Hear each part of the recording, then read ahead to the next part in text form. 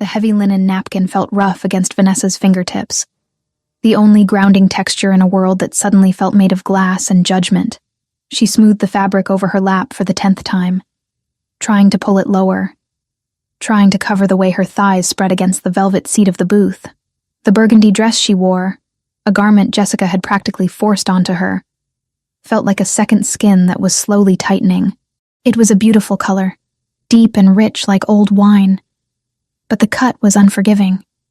It clung to the curve of her hips and the soft swell of her stomach, leaving nothing to the imagination. Vanessa took a sip of water, her hand trembling slightly.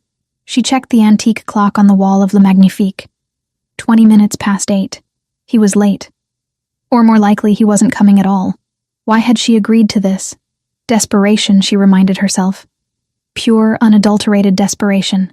The Sweet Haven Bakery, the legacy her grandmother had left her, was drowning in red ink.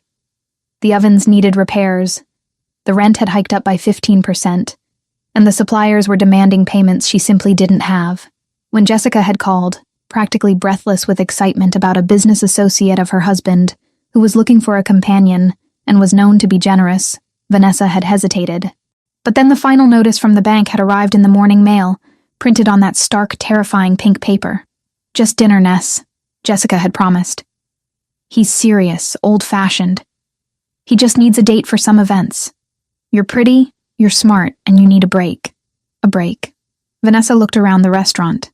It was the kind of place where the silence was heavy, broken only by the clinking of silver against china and the hushed whispers of people who had never worried about an overdraft fee in their lives. The chandeliers overhead cast a warm, golden glow that should have been flattering, but to Vanessa, it felt like a spotlight examining her flaws. She felt too big for the delicate chair, too loud in her burgundy dress, too poor for the air she was breathing. She looked at the empty chair opposite her. It mocked her. It was a testament to her foolishness. Men like the one Jessica described, wealthy, powerful, connected, didn't show up for women like Vanessa Collins. They wanted stick-thin models who picked at salads, not a 26-year-old baker who smelled like vanilla and yeast and carried the weight of her stress on her hips. "Is the gentleman joining you soon, madame?" the waiter asked. He had appeared silently, his face a mask of polite boredom. I'm sure he'll be here shortly," Vanessa lied, her voice sounding thin to her own ears. Traffic, probably. The waiter gave a curt nod, his gaze flickering over her dress with a microscopic hint of disdain, before he turned and glided away. Vanessa felt her face heat up. She wanted to leave. She wanted to run back to the safety of her kitchen, put on her flour-dusted apron, and knead dough until her arms ached and her mind went quiet. Then she saw him. Not her date. Him. Brandon. Her stomach dropped. A physical sensation of nausea that had nothing to do with hunger. He was standing near the host stand, arguing with the maitre d'. He looked terrible. His jacket was ill-fitting and shiny at the elbows, his hair a mess of grease, and even from across the room, Vanessa could imagine the smell of stale cigarette smoke and cheap beer that clung to him. He shouldn't be here. Brandon couldn't afford a glass of water in a place like this, let alone a meal. He was supposed to be in Atlantic City, or so he had claimed the last time he called to beg for money she didn't have. Vanessa tried to shrink into the booth, praying the dim lighting would hide her. She turned her head, pretending to study the wine list, her heart hammering a frantic rhythm against her ribs. Please don't see me. Please just leave. But luck had abandoned Vanessa a long time ago. Well, look at this, a voice sneered, close and grating. Vanessa froze. She looked up slowly. Brandon was standing right there, his hands shoved into the pockets of his worn trousers, a smirk twisting his thin lips. He looked older than his 28 years, worn down by bad choices and spite. "Hello, Brandon," she said, her voice steady despite the trembling in her hands beneath the table. "What are you doing here?" "Business," he said vaguely, his eyes darting around the room before landing back on her. He laughed, a short, sharp sound that drew glances from the nearby tables. "But the real question is, what are you doing here, Nessie? Did you win the lottery? Or are you washing dishes in the back?" "I'm waiting for someone," she said, lifting her chin. She refused to let him see how small he made her feel. She refused to let him know that the mere sight of him brought back memories of shouting matches, broken plates, and the constant eroding criticism that had taken her years to rebuild from. Brandon looked at the empty chair opposite her. He scoffed, looking at the untouched setting, the full water glass, the bread basket that Vanessa hadn't dared to touch. Waiting, huh? He pulled the chair out. The legs scraped loudly against the parquet floor, a harsh sound that made Vanessa wince. He sat down, sprawling his legs out as if he owned the place. Let me guess. He didn't show. He's running late, Vanessa insisted, though her conviction was crumbling. Brandon reached into the bread basket and tore off a chunk of artisan sourdough. He shoved it into his mouth, chewing with his mouth open. Crumbs falling onto the pristine white tablecloth. Face it, Nessie. He took one look at you through the window and kept driving. Who's gonna want to be seen with a whale like you in a place like this? The insult landed with the precision of a practiced blow. Vanessa felt tears prick at the corners of her eyes, hot and humiliating. She gripped her napkin tighter, her knuckles turning white. Leave, Brandon, she whispered. Please, just leave. I'm doing you a favor, he said through a mouthful of bread. I'm sitting here so you don't look like such a loser. You should be thanking me. Maybe you can buy me a drink. I know you've got cash in that register at the bakery. I saw the line last week. That money is for the rent, she hissed. Get out. Or what? Brandon leaned forward, his elbows resting on the table, invading her space. His eyes were bloodshot, manic. You gonna call the waiter? Tell him your ex-husband is bothering you? I'll make a scene, Vanessa. I'll scream so loud everyone in this fancy dump will know exactly how pathetic you are. He stood you up, fatty. Is that what they're all thinking? Vanessa looked down at her lap, defeated. The shame was a heavy blanket, suffocating her. He was right. Everyone was looking. Everyone was judging. The burgundy dress felt like a costume on a clown. She started to reach for her purse, thinking that if she just gave him $20, maybe he would go away. Maybe she could salvage a scrap of dignity and run out the back door. She didn't see the shadow that fell over the table. She didn't notice the way the air seemed to grow colder, sharper, charged with a sudden, terrifying electricity. She only realized something had changed when Brandon stopped chewing. Brandon's eyes, which had been full of malice a second ago, suddenly widened. His gaze fixed on something behind Vanessa, or rather someone standing directly behind him. The color drained from his face so fast it was as if someone had pulled a plug. His mouth hung open, a half-chewed piece of bread visible on his tongue. Vanessa frowned, confused by his sudden paralysis. Then a hand appeared. It was a large hand, pale and strong, with long fingers that looked like they could play a piano or snap a neck with equal ease. The hand landed on Brandon's shoulder. It didn't strike him. It just rested there, but the weight of it seemed to crush Brandon into the seat. You seem comfortable, a voice said. It was a baritone, deep and smooth like dark chocolate, but laced with a menace so potent it made the fine hairs on Vanessa's arms stand up. It wasn't a question. It was a statement of fact that carried a death sentence. Brandon started to tremble. Visibly tremble. The water glass on the table shook in sympathy with his knees hitting the underside of the table. Mr. Rinaldi, Brandon stammered, his voice cracking an octave higher than usual. I didn't know. I was just... The question isn't what you know, Brandon, the man said. His thumb brushed casually against the fabric of Brandon's cheap jacket. A gesture that looked gentle but clearly held Brandon pinned in place. The question is why you are breathing my air. Vanessa stared. Who was this? And how did Brandon know him? The man leaned down. Vanessa finally saw his face. He was striking. That was the only word for it. He had hair as black as ink, cut short and precise.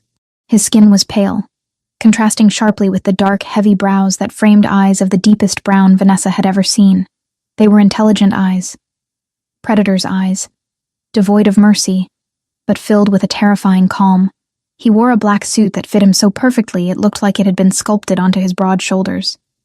He brought his face close to Brandon's ear, but his eyes locked onto Vanessa's. He didn't blink. You're in my seat, he said. The words were spoken softly, almost a whisper, but they carried the force of a thunderclap. Brandon scrambled. He moved with the desperate, flailing energy of a trapped animal. He pushed the chair back so hard it nearly tipped over, stumbling to his feet. I'm going! Brandon squeaked, backing away, his hands raised in surrender. I didn't touch her. I swear, Mr. Rinaldi. I was just leaving. Run, the man said. One word. Brandon didn't need to be told twice. He turned and sprinted towards the exit, knocking into a waiter carrying a tray of drinks, not even stopping to apologize as glasses shattered on the floor. He burst through the front doors and vanished into the night. Silence descended on the table. Vanessa sat frozen, her heart racing so fast she thought she might pass out. She looked at the man standing there. The staff of the restaurant, who had previously been so haughty, were now averting their eyes, busying themselves with tasks, terrified of intervening. The man straightened his jacket, brushed an invisible speck of dust from his sleeve, and then calmly pulled out the chair Brandon had vacated. He sat down with a fluid, controlled grace. He looked at Vanessa. For the first time, she saw him fully. He was terrifyingly handsome, but the emphasis was on terrifying. He occupied the space with an authority that made the restaurant feel small. Vanessa Collins, he said. It wasn't a question. He knew who she was. Yes, she breathed. And you are? Silvio Rinaldi. Vanessa felt the blood drain from her face. Rinaldi. The name was whispered in Chicago. It was a name associated with construction, with unions, with shipping, and with a dozen other things that never made it into the official papers but ended up in police files that mysteriously disappeared. She was sitting across from the head of the Rinaldi crime family. I think there's been a mistake, Vanessa said, reaching for her purse again. I should go. Sit, Silvio said. It wasn't shouted. It was a command delivered with absolute assurance that it would be obeyed. Vanessa stopped. Her body reacted before her mind did, settling back into the booth. Silvio raised a single finger. Instantly, the snooty waiter from before materialized at the table, looking pale and sweating slightly. Mr. Rinaldi, the waiter said, his voice trembling. An honor. We didn't expect... Menu, Silvio interrupted. And the wine list. The Barolo. The 98. Immediately, sir. The waiter practically bowed and scrambled away. Silvio turned his dark gaze back to Vanessa. He studied her. He didn't look at her the way Brandon did, searching for flaws to pick at. He looked at her like he was appraising a building he intended to buy. Checking the foundation, the structure, the value. His eyes swept over her face, down to her throat, over the curve of her bust in the burgundy dress, and then back to her eyes. Vanessa felt exposed, but strangely, not ashamed. His gaze was heavy, physical. You look terrified, he observed. You just threatened a man out of the building, Vanessa pointed out, surprised by her own boldness. And everyone in here looks like they're afraid to breathe too loud near you. Brandon owed me money. Gambling debts. He is a leech, Silvio said dismissively, as if Brandon were an insect he had removed from a picnic. But he was right about one thing. Vanessa stiffened, bracing herself. Here it comes. The weight comment, the insult. He shouldn't have been sitting there, Silvio continued, his voice dropping an octave, becoming intimate and gravelly. He lacked the capacity to appreciate the view. Vanessa blinked. Excuse me? The dress, Silvio said, gesturing vaguely with his hand. Burgundy. It suits you. Most women wear black to hide. You wear color like a challenge. I like it. Vanessa was speechless. She opened her mouth to respond, but the waiter returned with the wine and 2 large menus. Silvio waved the menus away. Bring the antipasto platter, the large one, then the ossobuco for me, and for the lady. He looked at her. Do you like truffle pasta? Yes, but the truffle tagliatelle, and the sea base, and the risotto. Bring it all, Silvio ordered. All of it, sir? The waiter asked, eyes widening. Did I stutter? Silvio's voice remained calm, but the threat was there, sharp as a razor. No, sir, right away. When they were alone again, Vanessa found her voice. Mr. Rinaldi, I can't eat all that, and I can't pay for it. The bakery. I'm not asking you to pay, Vanessa, he said, pouring the wine into her glass himself. The red liquid swirled, dark and rich. And I'm not asking you to eat it all alone. I enjoy a woman who eats. It shows vitality, appetite. He took a sip of his wine, watching her over the rim of the glass. Eat, drink. Then we discuss business. Vanessa took the glass. Her hand was steadier now. The The surreal nature of the evening had numbed her panic into a strange curiosity. She drank. The wine was exquisite, velvet on her tongue. "What business?" she asked. "Jessica said you needed a date, but men like you don't need blind dates to find women." Silvio set his glass down. He leaned forward, his elbows on the table, mirroring the position Brandon had taken. But where Brandon had been intrusive, Silvio was conspiratorial. "You are correct. I don't need a date, I need a wife." Vanessa choked on her wine. She coughed, patting her chest. "A what?" "A wife," Silvio repeated calmly. "A fiancé, initially, for a period of 1 year." "You're joking," Vanessa said. "I don't even know you. You don't know me."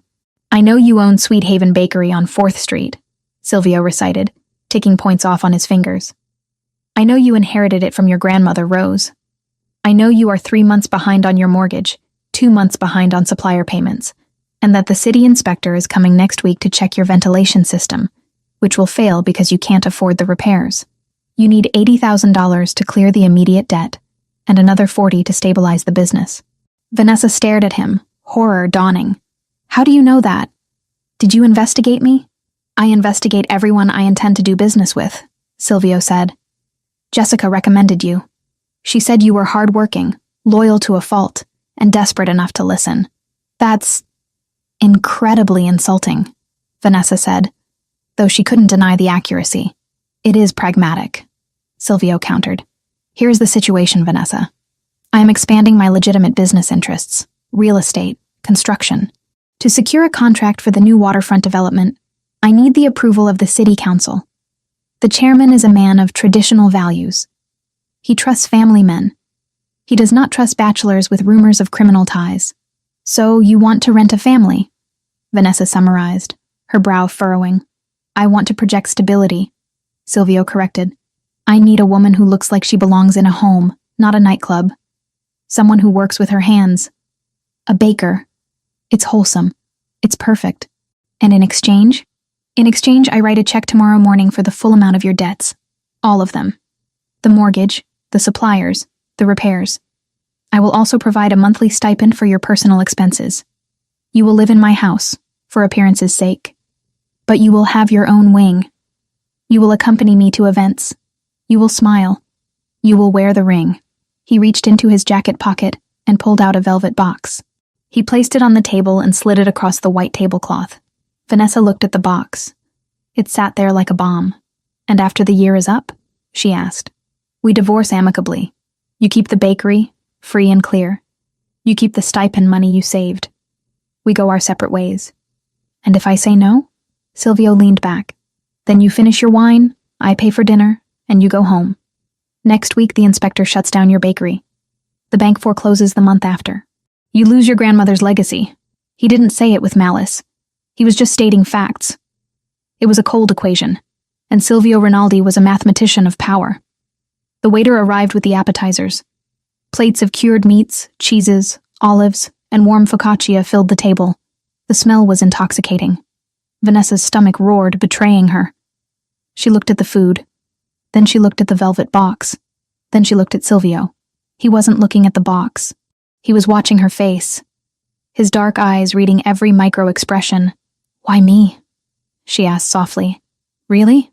There are thousands of women who would jump at this. Because when that piece of filth insulted you," Silvio said, his voice dropping to that dangerous, quiet register again. "You didn't cry. You got angry. You told him to leave. You have a spine, Vanessa. I need a woman who can stand next to me and not crumble when the world gets loud and—" "Me," he paused, his gaze drifting over her shoulders, down to her arms. "And I meant what I said about the dress. I have no interest in women who look like they might break if I hold them too tight." The air between them crackled. Vanessa felt a flush that had nothing to do with embarrassment, and everything to do with the raw masculine approval radiating from him. It was confusing. It was dangerous. But the alternative was losing Sweet Haven. The bakery was the only thing she had left of her grandmother. The only place she felt she belonged. Without it, she was just Vanessa, the divorced girl with the debt and the bad luck. She reached out and took the velvet box. The hinges snapped open. Inside, A diamond the size of a refined sugar cube glittered under the chandelier light. It was absurd. It was beautiful. It's a business deal, Vanessa stated, needing to hear it aloud. Strictly business. A contract. Silvio agreed. I protect your bakery. You protect my image. Vanessa took a deep breath. She thought of the pink notice on her kitchen counter. She thought of Brandon's laughing face. She thought of the empty bakery she might never unlock again if she walked away. She picked up the ring. It was heavy. She slid it onto her finger. It fit perfectly. You really ordered the risotto and the pasta? She asked, her voice trembling slightly. Silvio's lips quirked. It wasn't quite a smile, but the corner of his mouth lifted. And the sea base. We have a lot of planning to do, Tesoro. My treasure. You'll need the energy. Don't call me that, she said, picking up a fork. If this is business, use my name. Vanessa, he corrected, dipping a piece of focaccia into olive oil. Eat. The food here is the only thing worth the prices. Vanessa took a bite of the cheese. It was sharp and creamy. She looked at the man across from her, the monster who had just terrified her ex-husband into fleeing the state, the savior who was buying her life for a year. She took another bite. For the first time in months, the crushing weight on her chest felt a little lighter. She was sitting in the devil's chair, eating his food, wearing his ring. So, she said, cutting into a slice of prosciutto. Tell me about this city council chairman we need to fool. Silvio's eyes glinted with something that looked suspiciously like respect. He raised his glass. His name is Patterson, and he is going to love you. Vanessa clinked her glass against his.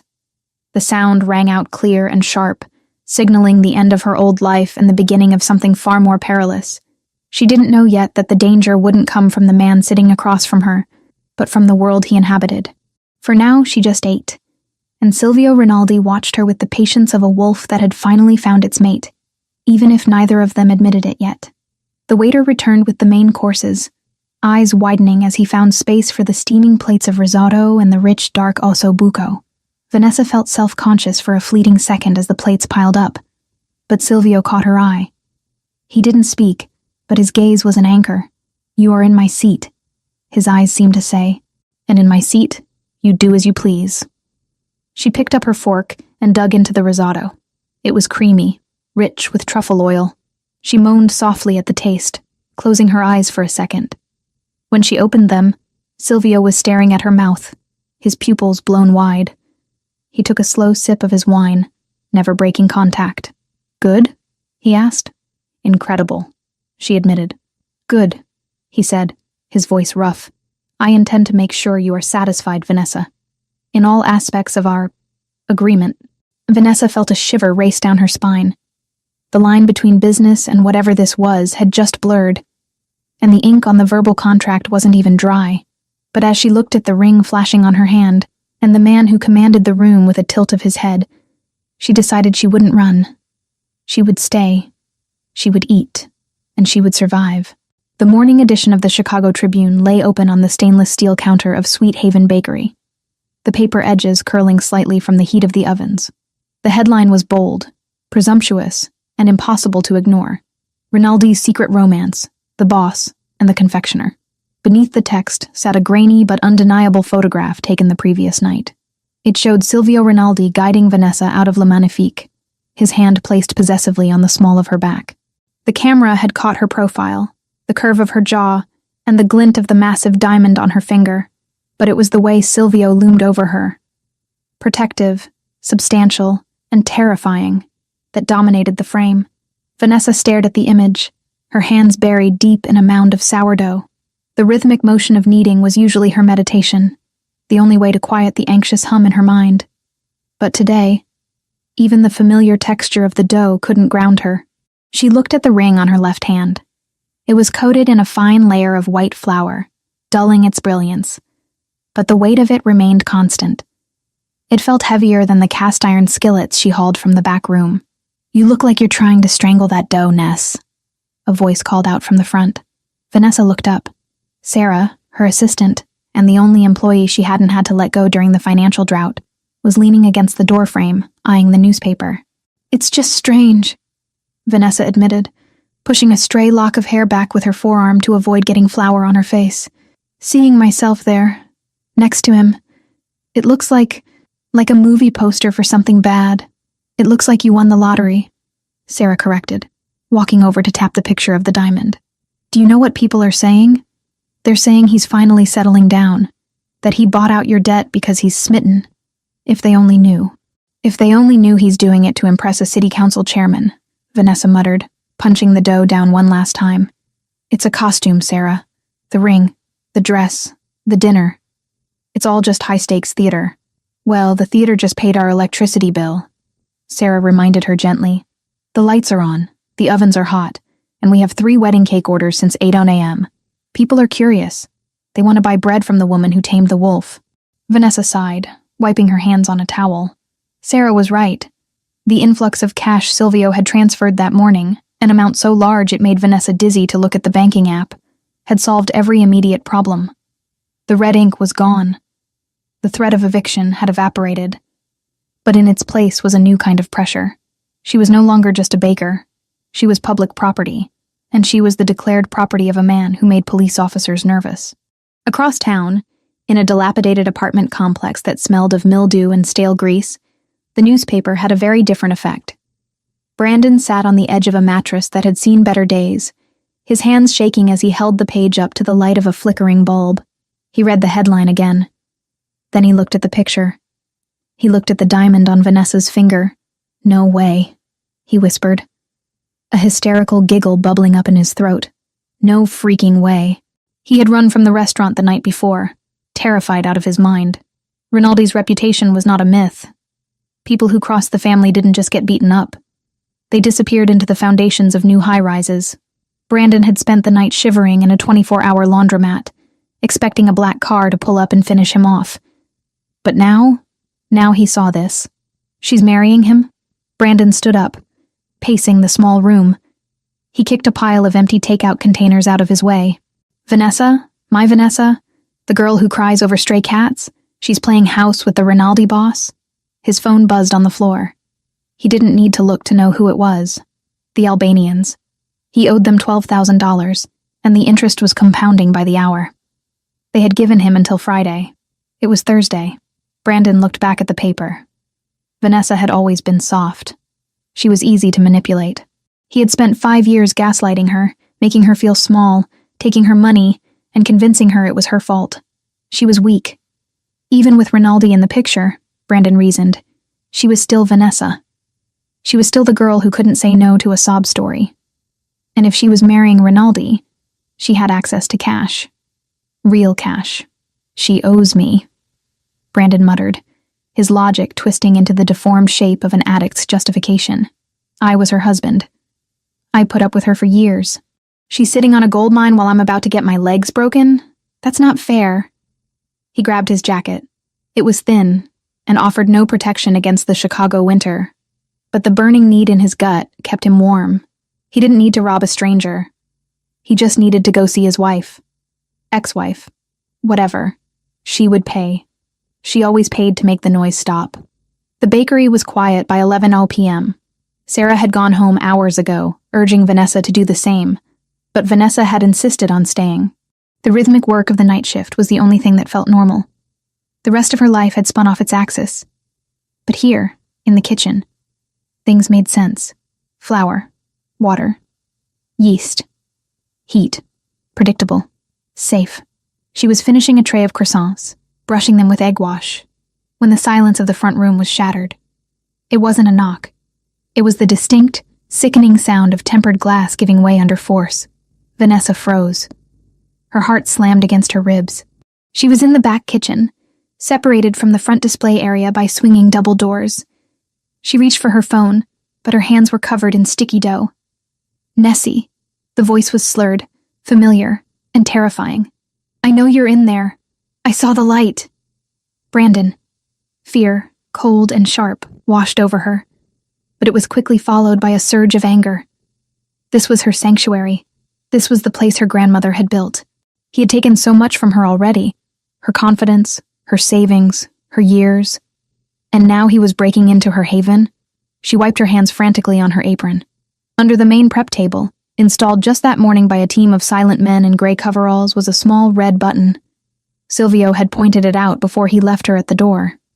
"If you feel unsafe," he had said, "press it. Do not hesitate. It bypasses the police and comes to me." Vanessa didn't hesitate. She slammed her palm against the button. It made no sound, gave no feedback, but she prayed it worked. The swinging doors flew open. Brandon stumbled into the kitchen. He looked manic. His eyes were wide and bloodshot, sweat beading on his forehead despite the freezing air drafting in from the broken window. He held a jagged piece of brick in one hand and a cheap switchblade in the other. "Brandon," Vanessa said, her voice surprisingly steady. She backed up until her hips hit the heavy wooden work table. "You need to leave. Now. Look at you." Brandon sneered, stepping closer. He waved the knife erratically, acting all high and mighty. "I saw the paper, Vanessa. I saw the rock on your finger. You're rich now? You're sleeping with the devil and getting paid for it? I'm working," Vanessa said, her eyes tracking the knife. "Go home, Brandon." "I don't have a home," he screamed, the sound echoing off the tiled walls. "Because I owe people money. And you're sitting here with diamonds while I'm sleeping on a mattress on the floor. Give me the ring." "What?" "Give me the ring." Brandon lunged forward. "I can pawn it. It'll pay off the Albanians and leave me enough to get out of town. You can get another one. Your new sugar daddy won't even notice." "No," Vanessa said. She curled her left hand into a fist. "Don't say no to me," Brandon shouted. He was close now. Too close. He smelled of cheap vodka and desperation. "You don't get to say no. You're nothing without me. You're just a fat, pathetic baker who got lucky. Now give me the ring or I'll cut it off your finger." He reached for her. Vanessa didn't think. She didn't cower. She didn't cry. The memory of Silvio's words at dinner, "You have a spine, Vanessa," flashed through her mind. She grabbed the nearest thing at hand, a 5-pound bag of high-gluten flour that had been left open on the counter.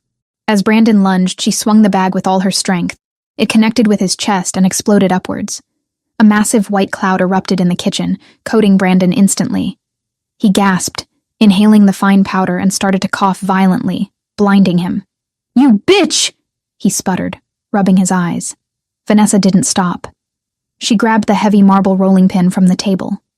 As Brandon flailed blindly with the knife, slicing through the air, she swung the rolling pin low. It connected hard with his kneecap. Brandon howled, his leg buckling under him. He hit the floor, the knife skittering across the tiles. "Stay down!" Vanessa yelled, standing over him, the rolling pin raised like a club. She was breathing hard, her chest heaving. "Don't you dare get up!" "I'm gonna kill you," Brandon wheezed, trying to crawl towards the knife. "I swear to God, Vanessa." He never got the chance. The back door of the bakery, the heavy steel-reinforced security door, was ripped open with such force it slammed against the wall. 3 men poured into the room. They moved with a fluidity and speed that was terrifying to witness. They wore dark tactical gear, not suits. Rinaldi's private security. The first man reached Brandon before Vanessa could even blink. He didn't shout commands. He didn't hesitate. He simply kicked Brandon in the ribs, flipping him onto his back, and then dropped a knee onto Brandon's throat, pinning him to the floor. The second man kicked the knife into the corner, then stepped on it to keep it out of reach. His hand stayed near his concealed sidearm, but he didn't raise it. Brandon was already controlled. The third man, older, with a scar running through his eyebrow, moved directly to Vanessa. He didn't touch her, but he placed himself physically between her and the threat, effectively becoming a human shield. "Miss Collins," the older man said, his voice calm amidst the chaos. "Are you injured?" No," Vanessa stammered, lowering the rolling pin. Her adrenaline was starting to crash, and her hands began to shake. "I'm fine. He broke the window." "Secure him," the older man ordered the others. Brandon was dragged to his feet, zip-tied, and shoved against the refrigerator. He was coughing, covered in flour, looking like a ghostly, pathetic figure. He tried to speak, to beg, but the guard silenced him with a sharp look that promised violence. Sirens wailed in the distance, getting louder. "Police," the older man noted, checking his watch. "Right on schedule." Mr. Rinaldi prefers official documentation for trespassing and assault. It makes the restraining order permanent. Silvio called the police? Vanessa asked. Mr. Rinaldi alerted everyone, the guard replied. Then, the front chimes of the bakery jingled, a delicate, cheerful sound that was entirely out of place. Silvio Rinaldi walked in through the front entrance, stepping over the shattered glass of the display window. He was wearing a charcoal wool coat over a black turtleneck, looking like he had stepped out of a magazine shoot rather than into a crime scene. He didn't look at the police lights flashing outside. He didn't look at his guards. He didn't even look at Brandon, who whimpered at the sight of him. Silvio walked straight into the kitchen, his eyes locking onto Vanessa. He scanned her with laser intensity, checking her hands, her face, her posture. He saw the flour on her apron, the rolling pin she was still gripping, and the defiance in her eyes. He stopped 2 feet in front of her. The kitchen felt suddenly smaller. Did he touch you? Silvio asked. His voice was low, terrifyingly devoid of emotion. It was the voice of a man deciding whether someone lived or died in the next 10 seconds. No, Vanessa said. She finally set the rolling pin down. He tried. I stopped him. Silvio looked past her, down at the floor where the flour bag had exploded, and then at Brandon, who was cowering against the fridge, white powder coating his cheap jacket. Silvio pieced together the scene instantly. He walked over to Brandon. The guard stepped back. Silvio leaned in close. Brandon was trembling so violently his teeth chattered. You are lucky, Silvio whispered, loud enough for Vanessa to hear. You are lucky she is a better person than I am. Because if she had not handled you, I would have removed you piece by piece. I just wanted the ring, Brandon sobbed. I owe the Albanians. They're going to kill me. Silvio straightened up, a look of disgust crossing his face. The Albanians are a business problem. You are a pest. The police will take you now. You will go to jail for breaking and entering, attempted robbery, and assault. And inside, you will pray that I do not decide to reach you there. He signaled the guards.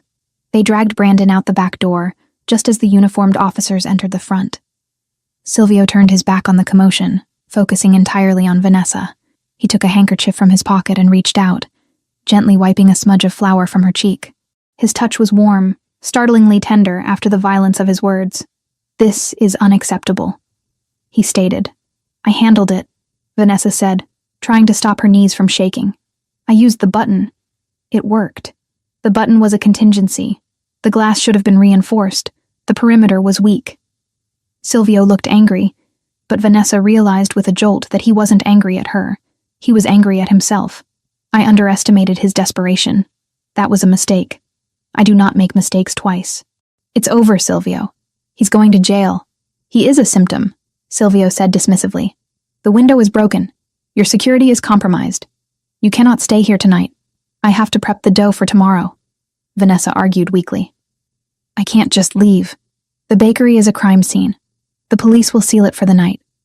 My team will board up the window and have a contractor here at 6:00 a.m. to replace the glass with bulletproof laminate.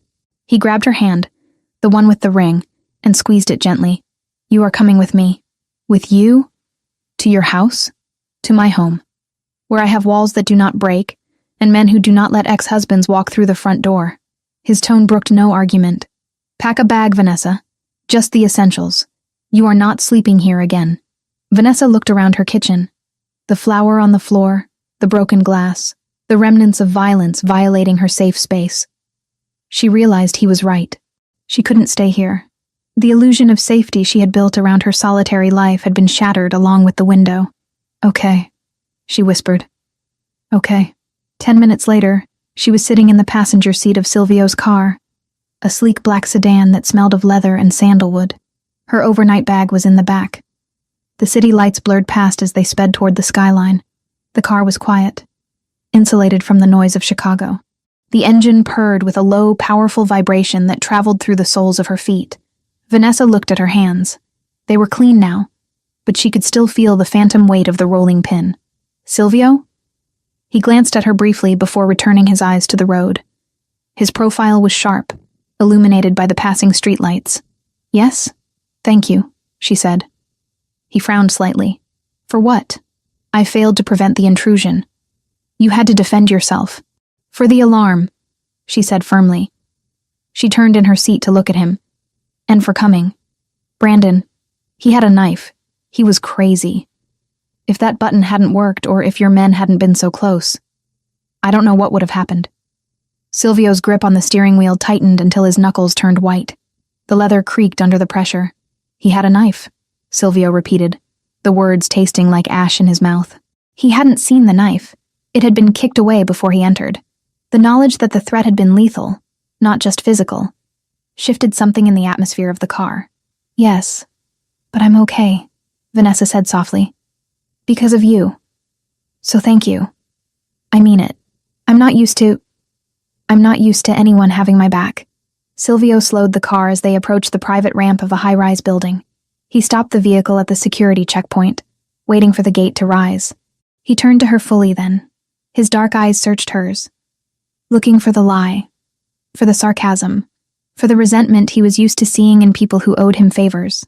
He found none. He found only genuine, exhausted gratitude. She wasn't blaming him for the danger his world had brought to her door.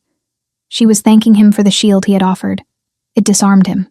You fought back, he said, his voice quiet in the cabin. You blinded him and you broke his knee. I grew up with 3 brothers and a grandmother who didn't take excuses, Vanessa said with a tired smile. And I really love that bakery. I wasn't going to let him rob me. Silvio reached out. For a second, Vanessa thought he was going to touch her face again. Instead, he took her hand, lifting it to inspect the knuckles, checking for bruises she might have missed.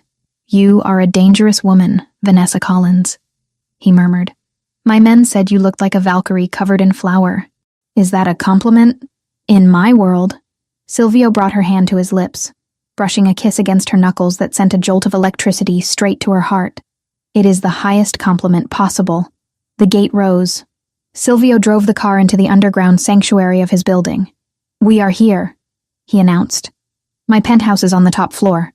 You will have the guest suite. It has a lock on the inside. You are safe now. Vanessa nodded, feeling a heavy wave of fatigue finally crash over her. What about Brandon? You said the Albanians. Brandon is in police custody, Silvio said, his voice hardening. He is safe from the Albanians for tonight. But the Albanians, they are a different problem. They saw the news too. They know you are with me. Does that mean I'm a target? It means, Silvio said, killing the engine and plunging them into darkness, that you are the most valuable thing in this city right now. And I do not let anyone touch what is mine. The possessiveness in his voice should have terrified her. It was primal, archaic, but after the glass, the knife, and the cold wind of the broken window, Vanessa didn't feel fear. She felt, for the first time in her life, completely and utterly protected. She opened the door. Then lead the way, Silvio. I'm tired of fighting alone. Silvio got out and walked around the car to open her door, offering her his hand. As she took it, she realized that the contract, the business deal for 1 year, had already shifted. It wasn't just about appearances anymore. He had given her a weapon, and she had used it. They were partners in violence now. And as they walked toward the elevator, Vanessa Collins, the baker who wore burgundy to defy the world, realized she didn't want to let go of the Mafia boss's hand. The penthouse was not a home. It was a glass cage suspended 50 stories above the Chicago skyline. Everything in Silvio Rinaldi's sanctuary was sleek, monochrome, and cold. The floors were polished black marble that seemed to swallow the light. The furniture was angular Italian leather that looked uncomfortable to sit on. And the walls were adorned with abstract art that cost more than Vanessa's entire bakery, but evoked zero emotion. There were no photographs, no knickknacks, no signs that a human being actually lived there, only that a very wealthy ghost haunted the premises. Vanessa had been living in the guest wing for 3 days, and the silence was beginning to itch under her skin. She had spent the first 24 hours sleeping, the adrenaline crash from the break-in leaving her comatose. But now, she was awake. She was restless. And she was hungry.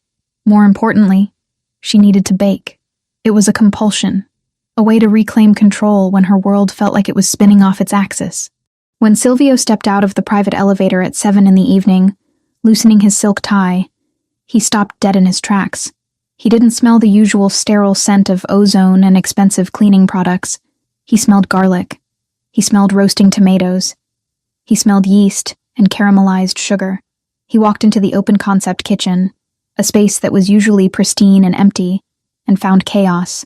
Vanessa was there, wearing one of his spare black t-shirts that hung loosely over her leggings, her hair tied up in a messy bun secured with a chopstick. She had music playing from her phone, some old Motown track, and she was dancing slightly as she pulled a tray of focaccia out of the industrial oven. "What are you doing?" Silvio asked. Vanessa jumped, nearly dropping the tray. She spun around, breathless, her face flushed from the heat of the oven. "Jesus, you move like a vampire." "Put a bell on, Rinaldi." Silvio walked further into the room, eyeing the flour dusted across his black granite countertops. "You are cooking." "I'm stress baking," she corrected. "And then I got hungry. And I assumed you eat something other than the souls of your enemies, so I made lasagna, from scratch. The pasta sheets are drying over there." She pointed to a rack she had improvised using 2 chairs and a broom handle. Silvio stared at the broom handle. "You have improvised drying racks in a kitchen that cost $500,000.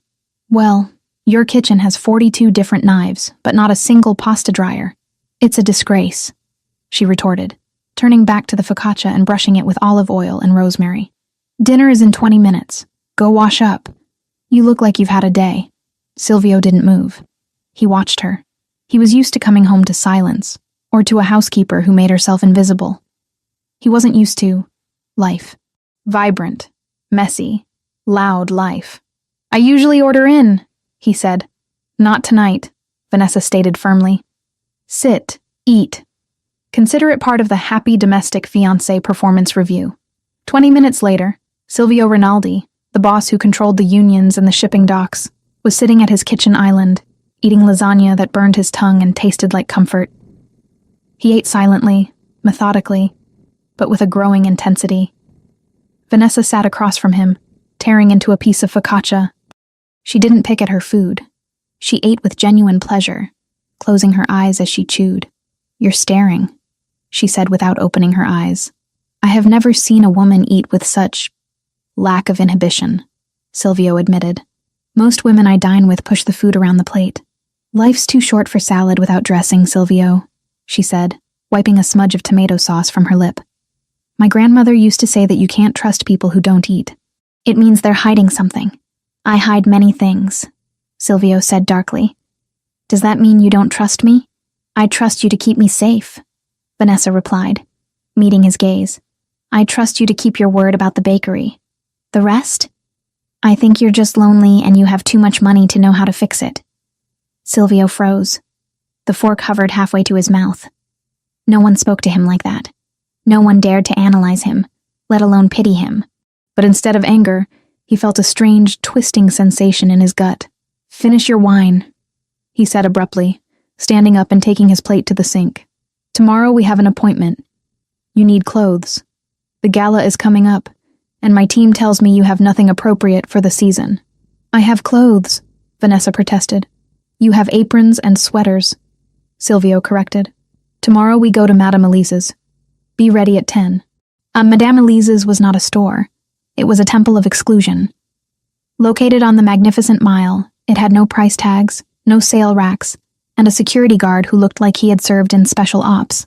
The interior was all cream and gold, designed to make anyone who wasn't a size 0 feel large and intrusive. When Vanessa walked in, flanked by Silvio and 2 of his guards, the atmosphere in the boutique shifted instantly. The hush that fell over the room wasn't just respectful, it was terrified. Silvio didn't wait for a greeting. He walked to the center of the room and sat on a velvet ottoman, crossing his legs. "We need a gown for the winter gala, and a wardrobe for the season. Coats, daywear, shoes."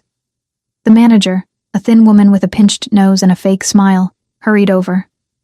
"Mr. Rinaldi, an honor, and this must be..." Her eyes slid over Vanessa, assessing her size with a microscopic sneer that Vanessa was intimately familiar with. "The lucky lady. Vanessa," Vanessa said, extending her hand. The woman touched it briefly, as if afraid she might catch something.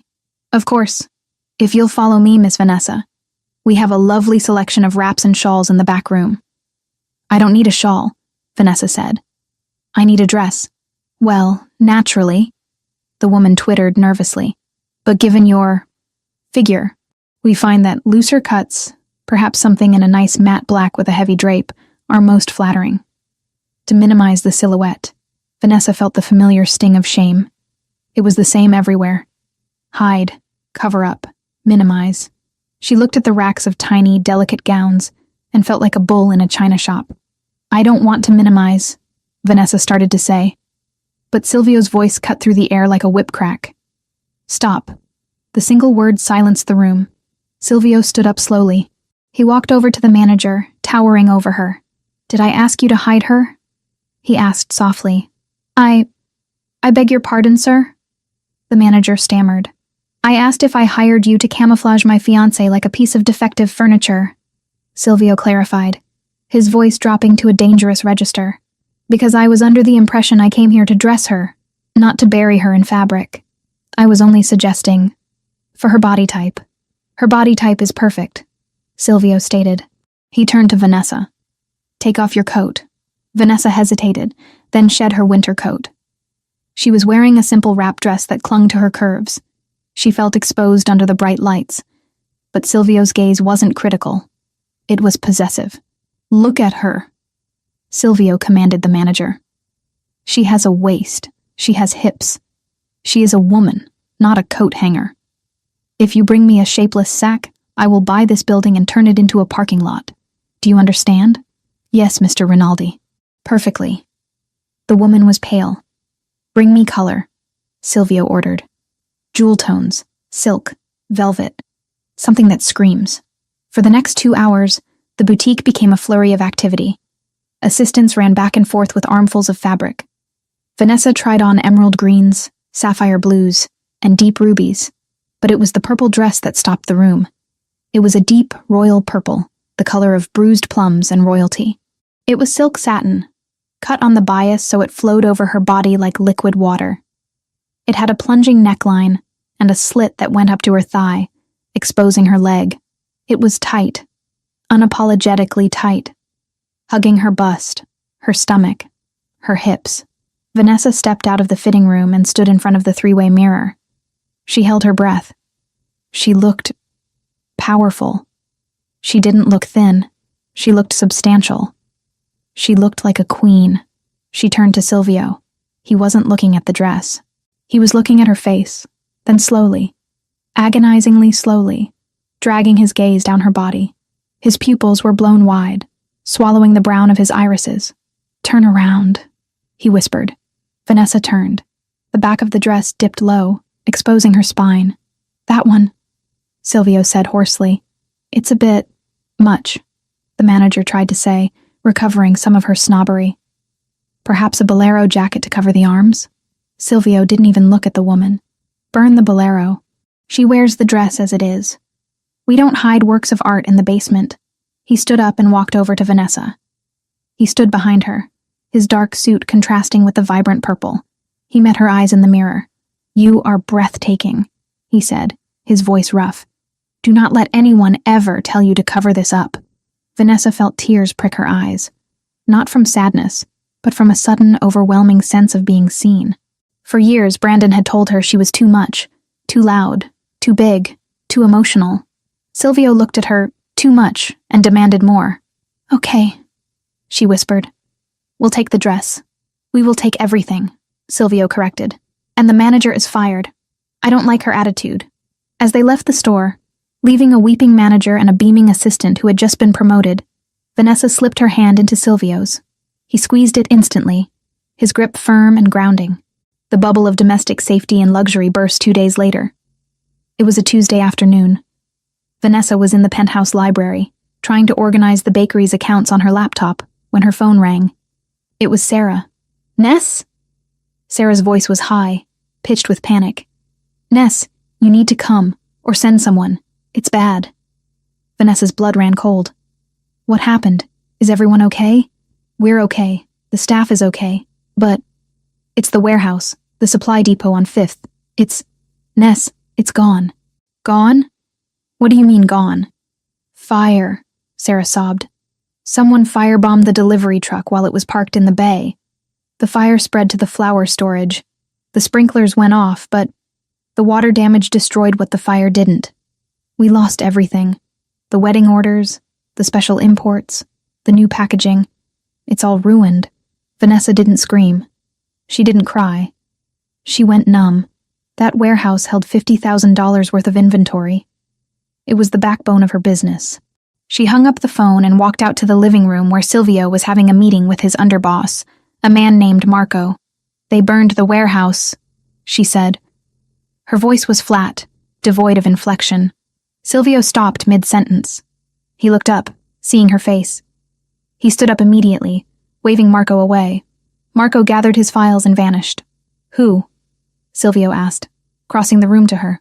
Sarah said it was a firebomb. The truck. The flour. It's the Albanians, isn't it? She looked up at him. They couldn't get to me, so they went after the business. Silvio's jaw tightened. A muscle feathered in his cheek. He looked ready to destroy something. Vanessa. Was Jerry inside? She asked suddenly. Silvio blinked, confused. Who? Jerry, the driver. He usually naps in the cab between shifts on Tuesdays. Was he inside the truck? Silvio pulled out his phone, dialed a number, and spoke rapid-fire Italian. He listened, his eyes never leaving Vanessa's face. He hung up. The truck was empty, Silvio said. No casualties. The staff got out. It was purely property damage. Vanessa let out a breath she had been holding, her shoulders sagging. She covered her face with her hands. Thank God. Thank God.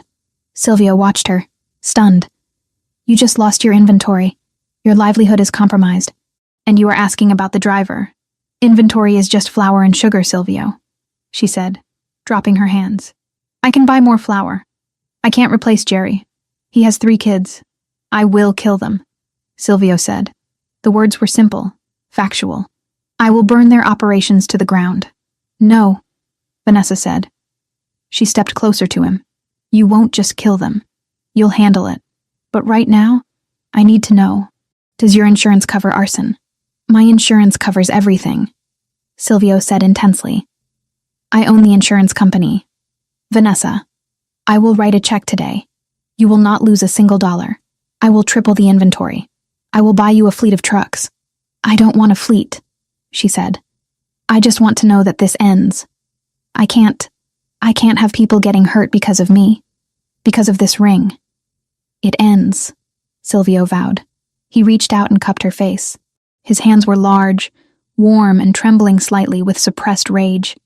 I swear to you, Vanessa, this was their last mistake. They touched what provides for you. That is an act of war. He expected her to pull away. He expected her to scream that this was his fault, that his world was toxic. Instead, Vanessa leaned into his touch. She rested her cheek against his palm, closing her eyes. Okay, she whispered. I believe you. Just hold me for a minute. Please? The vulnerability in her voice shattered his restraint. He pulled her against his chest, wrapping his arms around her so tightly it was almost painful. She buried her face in the crook of his neck, inhaling the scent of sandalwood and expensive tobacco. She didn't cry. She just drew strength from him, solid and unmoving as a mountain. I've got you, he murmured into her hair. I've got you. That night, the penthouse felt different.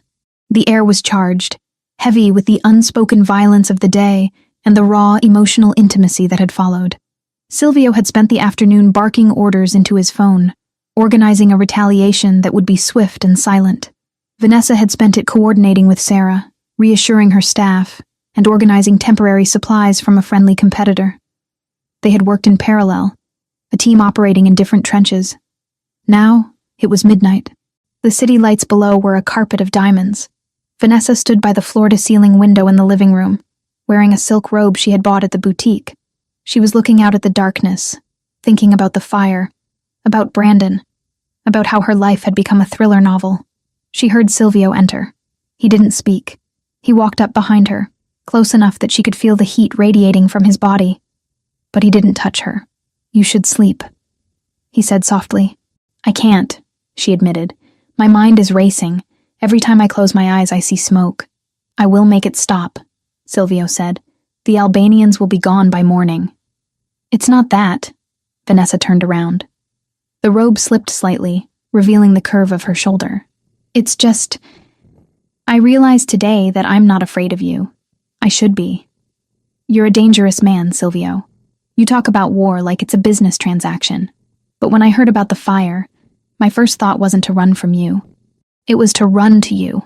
Silvio stared at her. His eyes were dark, unreadable pools. "You are running to a monster, Vanessa." "Maybe." She stepped closer. "But you're my monster. You protected me. You validated me. You stood up for me in that store when I couldn't stand up for myself. You ate my lasagna." A ghost of a smile touched his lips. "The lasagna was excellent." "I'm tired of being scared, Silvio," she whispered. "I'm tired of feeling like I take up too much space. With you, I feel like I fit." Silvio groaned, a low sound in his throat. He reached out and grabbed her waist, pulling her flush against him. The contact was electric. "You fit," he growled. "You fit perfectly. Do you have any idea how hard it is to keep my hands off you? To play the gentleman? I am not a gentleman, Vanessa." "I don't want a gentleman," she said, her hands moving up to grip the lapels of his shirt. "I want the man who told me not to hide." Silvio didn't wait. He crashed his mouth down on hers. The kiss wasn't tentative. It was acclaiming. It was hungry and desperate, and filled with all the words they hadn't said. Vanessa opened to him, her hands tangling in his short hair, pulling him closer. He tasted of scotch and desire.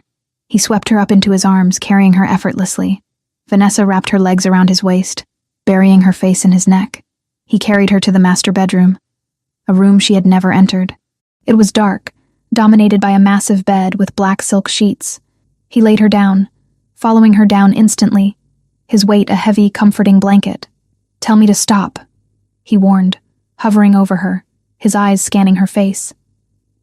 "Tell me to leave, and I will walk out that door and sleep on the floor." "Don't you dare," she breathed. He untied her robe. It fell open. Vanessa felt a flicker of the old insecurity. The bright lights of the city filtered in through the window. She wasn't wearing shapewear. She wasn't posing. She was just there, soft and curved and real. "Silvio, She started to cover herself. He caught her hands. He pinned them to the mattress above her head. "No," he commanded. "Look at me." She looked at him. "You are magnificent," he said, his voice thick with reverence. "Every inch of you. Softness where I am hard. Warmth where I am cold." He lowered his head and kissed the curve of her hip. Vanessa gasped. He kissed her stomach, murmuring Italian praises against her skin. He didn't rush past the parts of her body she had learned to hate. He lingered on them. He worshipped them. "Beautiful," he whispered against her skin. "A queen." When he finally entered her, it was slow, intense, and earth-shattering. There was no pain, only a sense of absolute fullness. Vanessa cried out, arching against him, and Silvio caught her cry with his mouth. "Mine," he growled against her lips. "You are mine, Vanessa. No one hurts you. No one touches you. I will burn the world before I let you go. I'm yours," she sobbed, clutching his shoulders. "I'm yours." It wasn't just sex. It was a sealing of the pact. In the darkness of the penthouse, amidst the ruins of her bakery and the threats of a turf war, Vanessa Collins found her sanctuary. It wasn't in a building. It was in the arms of the man who looked at her scars and her curves and saw a masterpiece. Afterward, they lay tangled in the sheets. Silvio pulled the duvet up over them, tucking it around her shoulders with surprising gentleness. He pulled her back against his chest, his arm draped protectively over her waist. "The gala is in 2 days," he said into the silence, his voice sleepy but alert. "I know," Vanessa murmured, tracing the muscles of his forearm. "You will wear the purple dress," he said, "and you will wear the necklace I have in the safe, and everyone in that room will know exactly who you belong to."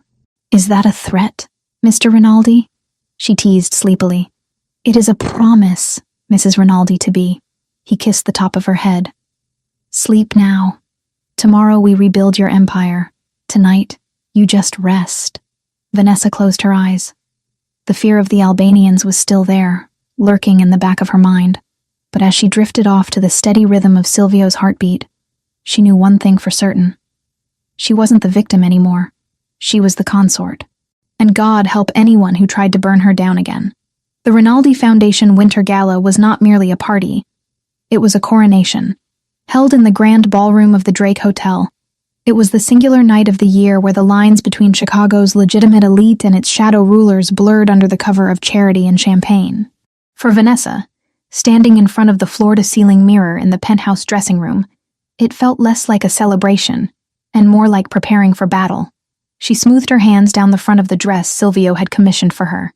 It was not the purple silk she had worn at the boutique, though that hung in her closet like a trophy. This was something else entirely. It was liquid gold. The fabric was a heavy, metallic lame that looked like molten metal poured directly over her skin. It possessed no structure of its own, relying entirely on her body to give it shape. It clung to the slope of her breasts, cinched tight at her waist, and flared dramatically over her hips, cascading to the floor in a pool of shimmering light. It was a dress that demanded attention, a dress that refused to apologize for the space it occupied. "Turn around." Silvio's voice came from the doorway. Vanessa didn't jump. She had grown used to the way he moved, silent as a panther on the marble floors. She turned slowly, the gold fabric catching the light with every movement. Silvio stood in the frame, wearing a tuxedo that fit him with lethal precision. The stark black of the wool made his skin look paler, his eyes darker. He stopped a few feet away from her, his hands twitching at his sides as if he were restraining himself from reaching out. He didn't say a word. He just looked. He looked at her with a hunger that made her knees weak, a raw, possessive intensity that stripped away the air in the room. "Is it too much?" Vanessa asked, her voice breathless. "I feel like a walking Oscar statue." "You look like a deity," Silvio corrected, his voice rough. He stepped closer, entering her personal space. "You look like something men would start wars over. Gold was the right choice. It is the only metal precious enough to touch you."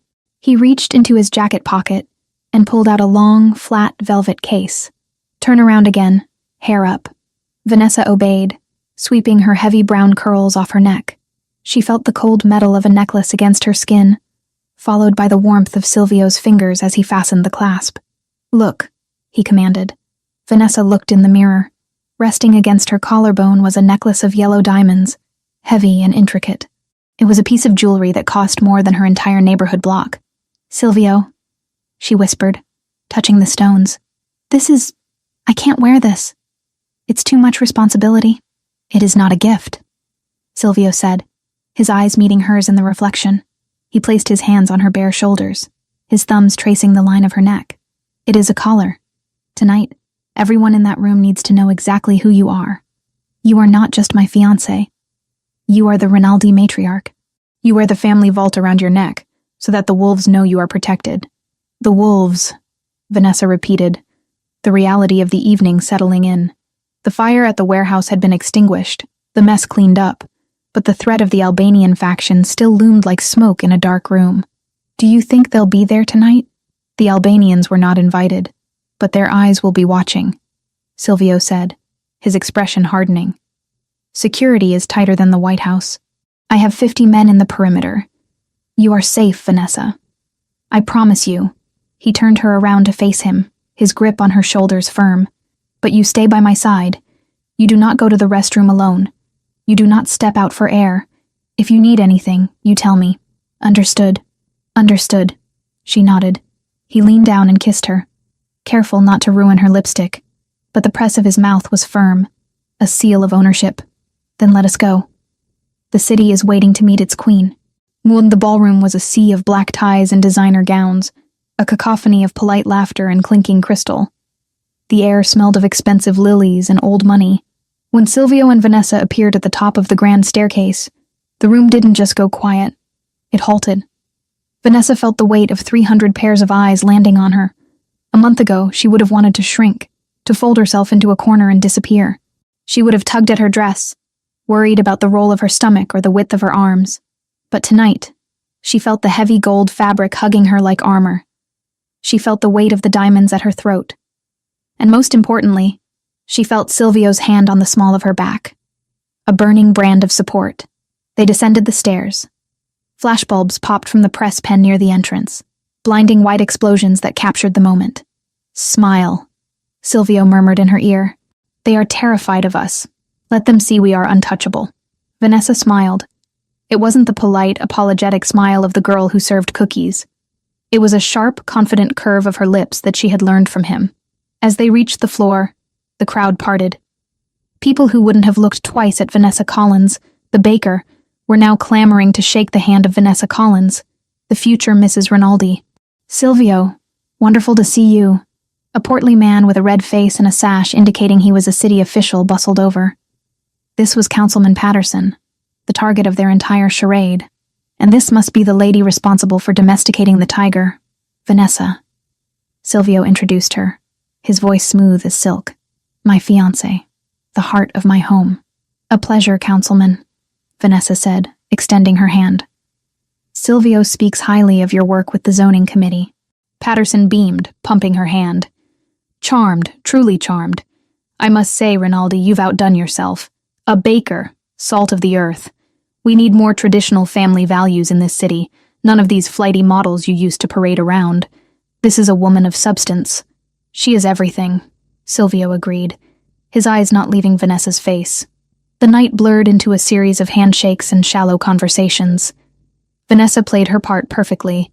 She discussed the bakery, she laughed at bad jokes, she deflected questions about the wedding date with coy smiles. Throughout it all, Silvio remained a constant presence at her side. He was charming, attentive, the perfect doting fiancé, but Vanessa could feel the tension radiating off him. His eyes were constantly moving, scanning the perimeter, checking the exits, watching the waiters. "Vanessa!" The voice cut through the drone of the string quartet. Vanessa turned to see Jessica weaving through the crowd. Her friend looked pale in a silver-sheathed dress, her eyes wide and anxious. "Jess," Vanessa breathed, stepping away from a boring conversation about municipal bonds. Jessica practically collapsed into Vanessa, hugging her tightly. "Oh my God, Ness. I am so sorry. I am so sorry." "Sorry for what?" Vanessa asked, pulling back to look at her friend. "For everything. For the fire. I saw the news about the warehouse." Jessica whispered frantically. "I set you up with him because I thought you'd get some money and pay off the bank. I didn't think you'd get targeted by a mob war. If anything happens to you, I'll never forgive myself." Vanessa gripped Jessica's arms. "Jess, breathe. I'm okay. Look at me. I'm fine. You're wearing a diamond necklace worth more than my life." Jessica hissed. "That's not fine, Ness. That's hazard pay. You have to get out. Maybe we can call the FBI, maybe." "I don't want to get out," Vanessa said. The words came out before she could filter them, honest and stark. Jessica froze. "What?" "I love him," Vanessa admitted. It was the first time she had said it aloud to anyone other than herself. He's not what you think, Jess. He protects me. He sees me. The bakery is safe because of him. I'm safe because of him. He's a criminal, Vanessa. He's a man who burns down the world for me," Vanessa corrected. "I'm staying. Not because of the contract. Because I choose him." Jessica stared at her, searching her face for signs of coercion. She must have found the truth in Vanessa's eyes, because her shoulders slumped. "You really love him." "Yeah, I really do." "Then God help you," Jessica sighed, squeezing her hand. "But you look incredible." "That dress is a weapon, Ness." Silvio picked it out. Vanessa grinned. Just then, Silvio materialized at her side. "Everything all right?" He looked at Jessica with cool detachment. "We're good," Vanessa said, linking her arm through his. "Just catching up." "Good. Councilman Patterson wants to make a toast. We need to be near the stage." They moved toward the front of the room. The crowd was dense here. Waiters with silver trays circulated, offering more champagne. The air was getting warm, stifling. Vanessa scanned the room, a habit she had picked up from Silvio in the last few days. She watched the faces in the crowd. The bored wives, the ambitious young men, the tired service staff. Her eyes landed on a waiter near the edge of the stage. He was thin, his uniform slightly too large for his frame. He was trembling, the champagne flutes on his tray rattling softly against each other. He looked sick, sweat beading on his forehead despite the air conditioning. Vanessa frowned. There was something familiar about the slope of his shoulders, the nervous tick of his head. He turned slightly. It was Brandon. Vanessa's breath hitched. How? How was he here? He was supposed to be in jail. Silvio had said the charges were sticky. Breaking and entering. Assault. He shouldn't be out on bail. Silvio, she whispered, her fingers digging into his bicep. Not now, Tesoro. My treasure, Silvio murmured, his attention focused on the stage where Patterson was tapping a microphone. The speech is starting. Silvio, look, she hissed urgently. The waiter, at 3 o'clock. Silvio turned his head, his annoyance vanishing instantly as he followed her gaze. He saw Brandon. His body went rigid, not with surprise, but with instant calculation. His hand tightened around her waist, subtle as a warning. Eyes forward, he murmured. Stay at my side. Brandon wasn't looking at them. He was looking at the crowd, his eyes darting wildly. He looked terrified. He wasn't acting like an assassin. He was acting like a cornered animal. He took a step forward, shouting something incoherent. You think you're better than me? Brandon screamed, his voice cracking. He threw the tray of champagne onto the floor. The crash of breaking glass silenced the room instantly. You're all filth. You think money makes you clean? The crowd gasped and recoiled. Security guards began to move in from the perimeter, pushing through the confused guests. It's a distraction, Silvio said, his voice ice cold. He wasn't looking at Brandon anymore. He was scanning the room, scanning the balconies, scanning the shadows. He is the bait. Brandon continued to scream, flailing his arms, drawing every eye in the room toward him. Look at me, I'm talking to you. Silvio grabbed Vanessa's waist. Get down, now. But Vanessa didn't drop. Her eyes were frantically searching the darkness of the mezzanine level, the balcony that overlooked the ballroom.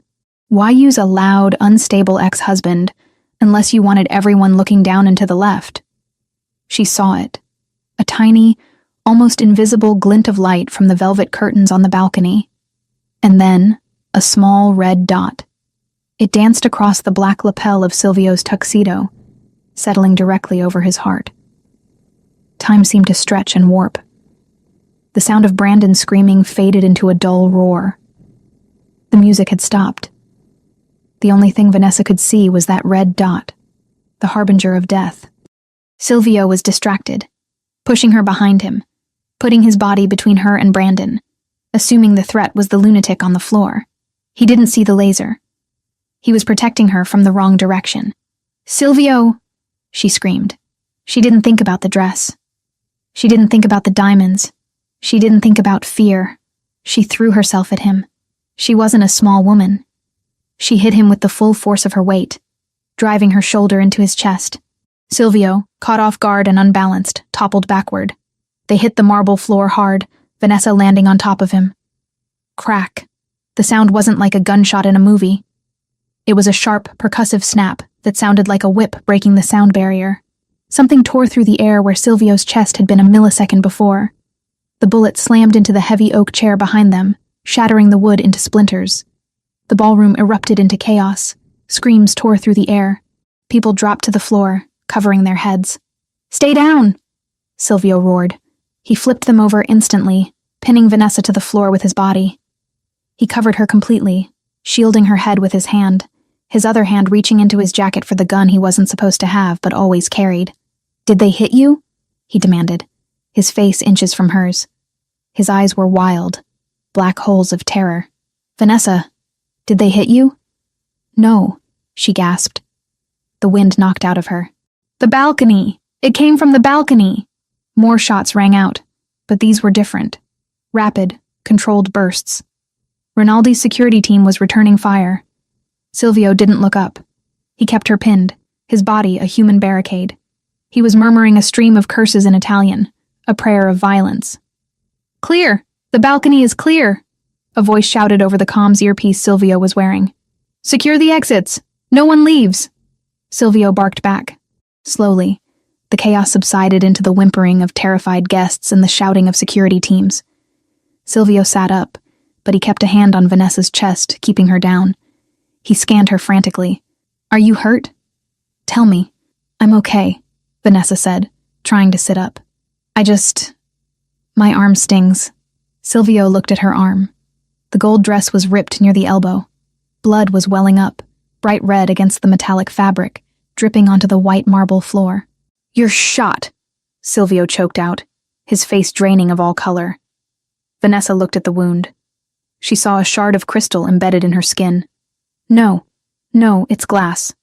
From Brandon's tray. I landed on the glass.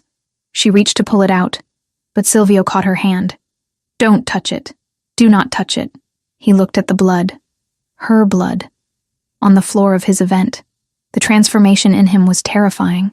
The concern vanished, replaced by a cold, demonic rage that made the temperature in the room seem to drop 10 degrees. He stood up, pulling Vanessa with him, but keeping her tucked into his side so tightly it hurt. He looked across the room. Brandon was on the ground, zip-tied again, pinned by 2 guards. He was sobbing, shouting that he didn't know about the gun, that they forced him, that he just wanted his debt cleared. Silvio didn't even look at him. He looked up at the balcony where his men were dragging a body away. The sniper. Marco, Silvio said. His voice wasn't loud, but it carried. Marco appeared, looking grim. Boss, we got the shooter. Albanian contractor. He's dead. Brandon is in custody. We're locking down the hotel. Get the car, Silvio ordered. Take Vanessa to the house. Get the doctor. Silvio, I'm fine, Vanessa protested, though her arm was throbbing nastily. It's just a cut. Silvio turned to her. He took her face in his hands. His fingers were trembling. You pushed me, he whispered, as if he couldn't quite process the information. You saw the laser. You pushed me. You were looking the wrong way, she said, her voice shaking now that the adrenaline was fading. You took a bullet for me. It missed. It missed because you moved me. If you had been a second slower. He closed his eyes, taking a shuddering breath. When he opened them, the humanity was gone. Go with Marco. I have work to do. What work? Vanessa asked, fear gripping her again. Silvio, don't do anything stupid. The police are coming. The police can have the mess, Silvio said. He looked at the blood on her arm again. The Albanians sent a clown to distract me and a coward to kill me, and they made you bleed. He kissed her forehead. It felt like a goodbye. Go home, Vanessa. Wait for me. Silvio. He turned away. He walked toward where Brandon was being held. The look on his face promised a violence so profound that even his own men stepped back as he approached. Marco gently took Vanessa's uninjured arm. Come, Signora. Ma'am, we must go. Now. Vanessa let herself be led away, her gold dress trailing through the debris of the ruined gala. She looked back one last time. Silvio was standing over Brandon, looking down at him with the detached curiosity of an executioner. He wasn't yelling. He was just standing there, radiating death. She realized then that the war wasn't coming. The war had just started, and she had fired the first shot by saving the king. As Marco ushered her out the side exit into the waiting armored SUV, Vanessa slumped against the leather seat. The pain in her arm was sharp, burning, but it was nothing compared to the cold dread settling in her stomach. She had saved him. She knew that. But looking at Silvio's face in those final moments, she wondered if she had saved the man she loved, or if she had just unleashed the monster he kept chained for her sake. The car sped off into the Chicago night. Vanessa touched the yellow diamonds around her neck. They felt heavy. They felt like a target, but as she looked at her blood staining the gold fabric of her dress, she tightened her jaw. Let them come. She thought fiercely. Let them try. She wasn't the baker anymore. She was the woman who had tackled a Mafia don to save his life. And if Silvio was going to burn the city down for her, she would be there to hand him the matches. The silence in the penthouse was not peaceful. It was heavy, suffocating, and smelled of antiseptic and iron. The expansive living room, usually a monument to minimalist luxury, had been transformed into a makeshift trauma unit. Vanessa sat on the edge of the leather sofa, her gold lame dress, the armor that was supposed to make her invincible, ruined. The sleeve had been sheared away by surgical scissors, leaving jagged edges of metallic fabric hanging around her shoulder. Her arm was numb, deadened by a local anesthetic, but she could feel the tug and pull of the needle as Dr. Vanchetti, a man with graying hair and hands as steady as a stone, stitched the laceration closed. 3 inches lower and it would have severed the radial artery, the doctor murmured, his voice low, strictly professional. He tied off a knot with a swift, practiced motion. As it is, Mrs. Rinaldi, excuse me, Miss Collins, is lucky. It's a flesh wound. Deep, but it will heal. The scarring should be minimal if treated continuously with vitamin E. Silvio did not speak. He was standing by the panoramic window, his back to the room, looking out at the city that had tried to kill the woman sitting on his sofa. He had not moved for 20 minutes. He had stripped off his tuxedo jacket, and his white dress shirt was rolled up to the elbows, the fabric stained with smears of Vanessa's blood. It was a stark, horrifying contrast to the pristine nature of the room. Done, Dr. Vansetti announced, applying a sterile gauze pad and taping it down. He began to pack his instruments into a black leather bag. She needs rest, fluids, and no heavy lifting for 2 weeks. I'll leave a prescription for painkillers, but I suspect she's in shock. Monitor her breathing tonight. Leave us, Silvio said. He didn't turn around. The command was flat, devoid of politeness. Of course, Mr. Rinaldi. Call if there is bleeding. The doctor nodded to Vanessa, a look of pity in his eyes, and hastily retreated toward the elevator, escorted by Marco. When the elevator doors slid shut, the silence returned, louder than before. Vanessa touched the bandage on her arm. The numbness was starting to fade, replaced by a dull, throbbing ache that pulsed in time with her heartbeat. She looked at Silvio's back. The muscles in his shoulders were coiled so tight they looked painful, straining against the fine cotton of his shirt. Silvio, she whispered. He flinched. Visibly flinched, as if her voice were another bullet. He turned around slowly. His face was a mask of cold, devastating fury, but Vanessa knew him well enough now to see the cracks. His eyes, usually so sharp and calculating, were hollow. He looked at her arm, then at the ruined dress, and finally at her face. He looked like a man surveying the wreckage of his own soul. You are leaving, he stated. Vanessa blinked, confused by the sudden pivot. What? The contract is void, Silvio said, walking toward the kitchen island where a decanter of whiskey sat. He poured a glass but didn't drink it. He just gripped the crystal tumbler until his knuckles turned white. I have transferred the full agreed amount plus a severance bonus to your offshore account. The bakery is paid for. The deed is in your name. You have enough money to move to Europe, buy a villa in Tuscany, and never work another day in your life. Silvio, stop, Vanessa said, trying to stand up. A wave of dizziness hit her, and she swayed. Sit down, he roared, the sudden volume making her jump. He composed himself instantly, but his voice shook. Sit down, Vanessa. Do not move. I'm not going to Europe, she said, her voice trembling but stubborn. She sank back onto the sofa. We have a deal. 1 year. The deal was protection. Silvio slammed the glass down on the counter. Ideally, it would have shattered, but the heavy crystal just made a dull, thudding sound that echoed like a gavel. The deal was that I fix your life, and you fix my image. I did not hire you to bleed on my floor. I did not hire you to take a bullet meant for me. It wasn't a bullet, she argued weakly. It was glass.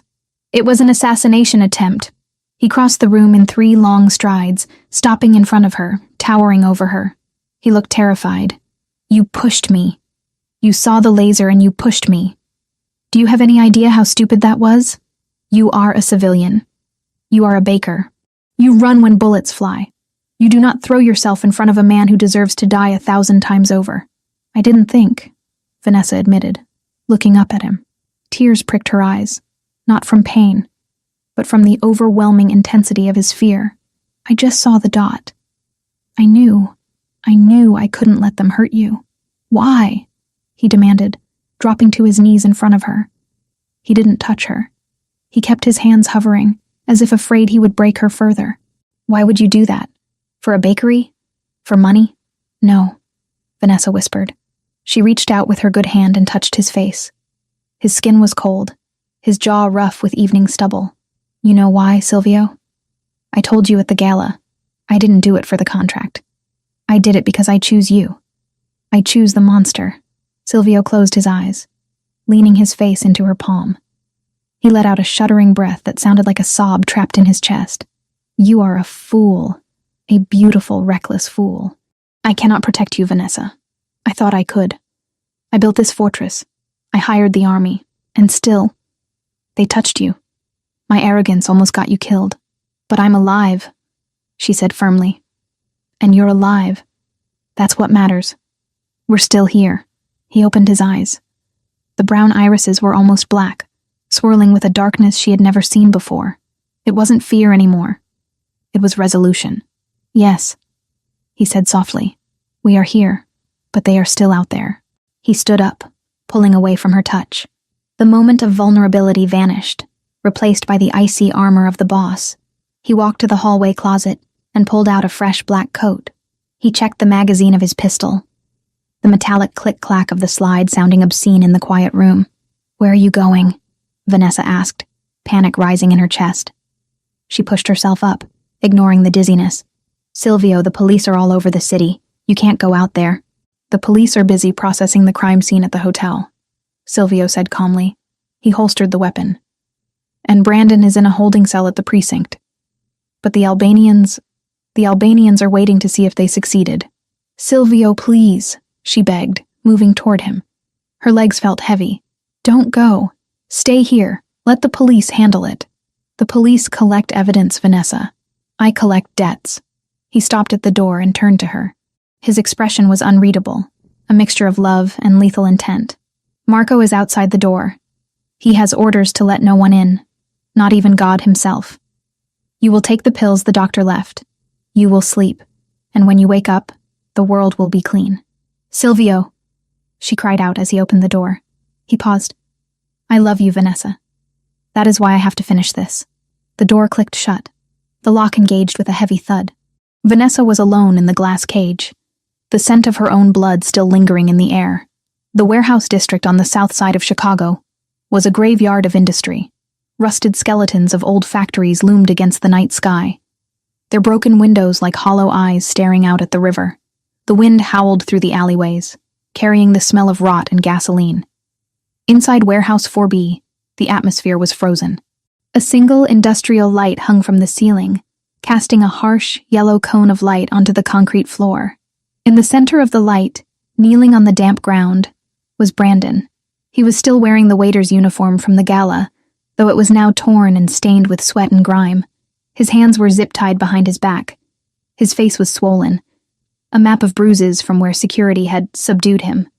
He was weeping, a low, pathetic sound that echoed off the metal walls. Standing in the shadows were 3 men. They were not Italians. They were tall, broad, with harsh features and cold eyes. The Albanians. Their leader, a man named Luca, stood with his arms crossed, smoking a cigarette. He looked impatient. Where is he? Luca growled, checking his watch. He said midnight. It is midnight. Maybe he is dead, one of his men sneered. Maybe the shot didn't miss. The shot missed.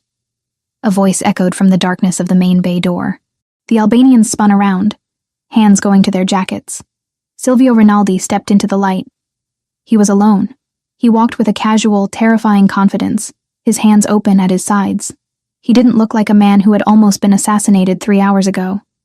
He looked like a man who had come to inspect a property. Rinaldi, Luca said, relaxing slightly but keeping his hand near his holster. You have balls coming here alone. We heard you had a bad night. A messy night, Silvio corrected.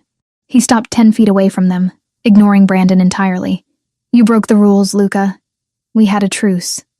Territory lines were drawn. Business changes. Luca shrugged, dropping his cigarette and crushing it under his boot. You were getting too strong. The construction contracts. The unions. You were squeezing us out. And then you marry the baker? We thought you had gone soft. Distracted. Distracted. Silvio repeated the word, tasting it. He looked at Brandon, who was looking up at him with desperate hope.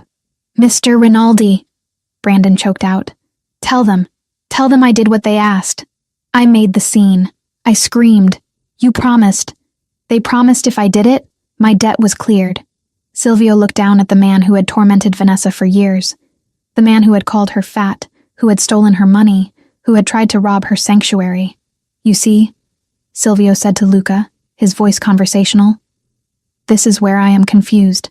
This man, he owes you money, correct? 12,000, Luca said, plus interest. And he offered to pay his debt by creating a distraction at my gala so your sniper could take a shot at me. He was eager to please, Luca smirked. He hates you. He said you stole his wife. He threw away his wife, Silvio corrected. I found her. Silvio took a step closer to Brandon. Brandon flinched, expecting a kick. I pulled some strings at the precinct, Silvio said to Brandon. I made sure the charges stuck. Every report, every signature, every photograph. Then my lawyers arranged your release just long enough for tonight. I needed you walking into my ballroom in a uniform, thinking you were clever. I brought you here. Thank you. Brandon sobbed, relief washing over his face. Oh, God, thank you. I knew you were reasonable. I'll leave town. I swear I'll never see her again. I know you won't, Silvio said. He turned back to Luca. Here's the deal. I am a businessman. I believe in paying debts. This man owes you money. He is yours. Take him. Do what you want with him. Consider his debt transferred. Brandon's eyes went wide. What? No, you can't. Luca laughed, a harsh barking sound. You brought him to us? As a gift? As a payment, Silvio said. For the bullet. You are a cold bastard, Rinaldi. Luca grinned, motioning for his men to grab Brandon. I like that. Maybe we can renegotiate the territory after all.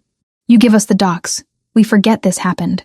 2 Albanians grabbed Brandon by the arms. He screamed, thrashing against them. Silvio, please. She loves me. Vanessa loves me. She won't forgive you. Silvio didn't blink. She despises you. You are a ghost, Brandon.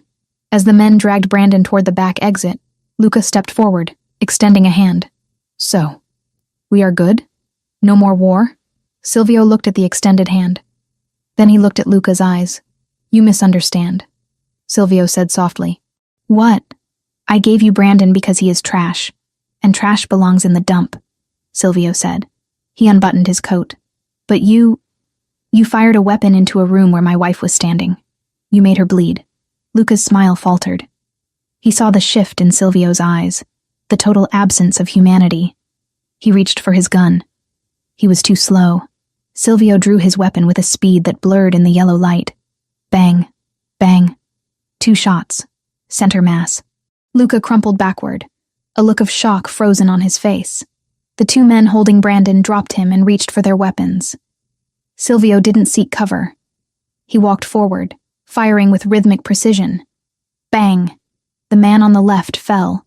Bang. The man on the right spun around, clutching his shoulder, and Silvio finished him with a second shot to the head. Silence returned to the warehouse, broken only by Brandon's hyperventilating sobs. Silvio stood over the bodies. He checked them, kicking the guns away. Then he turned to Brandon, who was curled in a fetal position on the floor, surrounded by corpses. Please, Brandon whispered. Please don't kill me. Silvio holstered his gun. He adjusted his cuffs. I told you, Silvio said, his voice echoing in the vast space. I am not going to kill you. I gave you to them. They are dead now, but your debt remains. He walked toward the exit. Wait, Brandon screamed.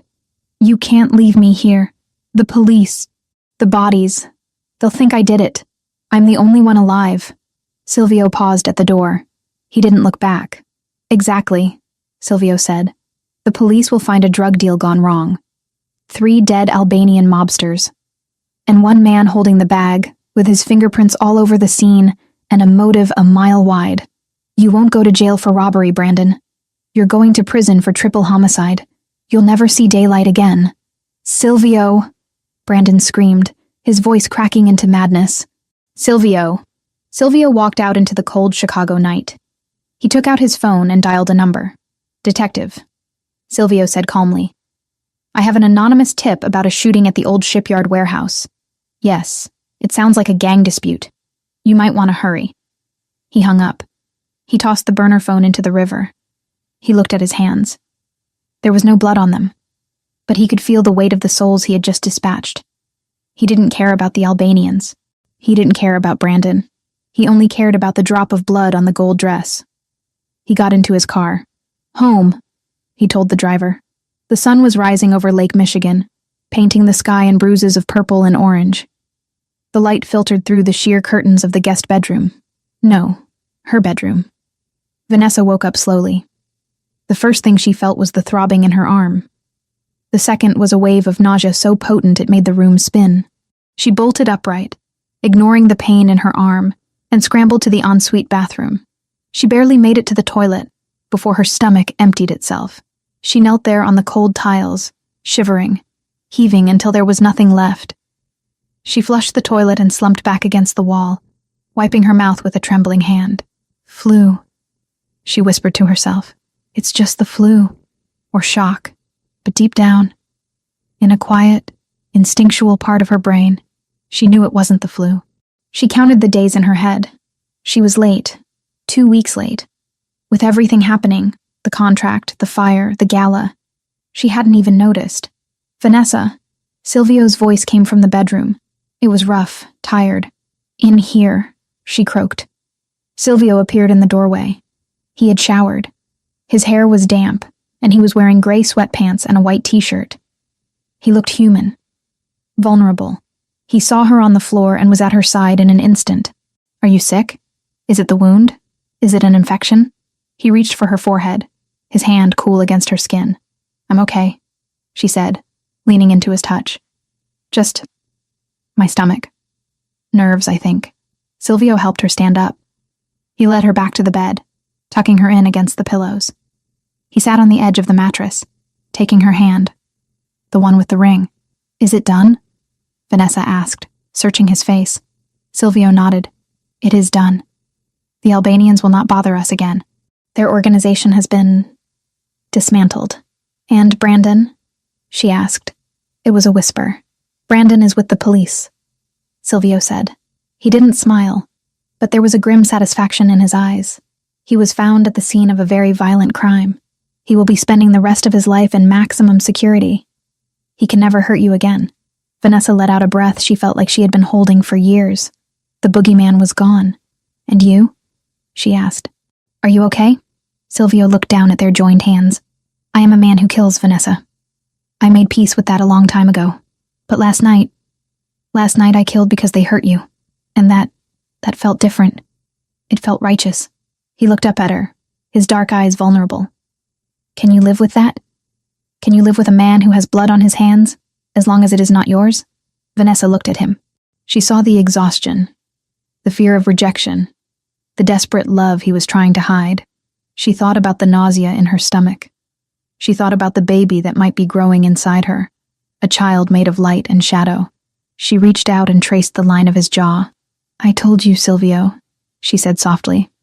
I choose you, all of you, the suit and the gun, the gala and the warehouse. I'm not going anywhere. Silvio leaned forward and kissed her. It was gentle, chaste, a promise of peace after the war. Then sleep, he whispered.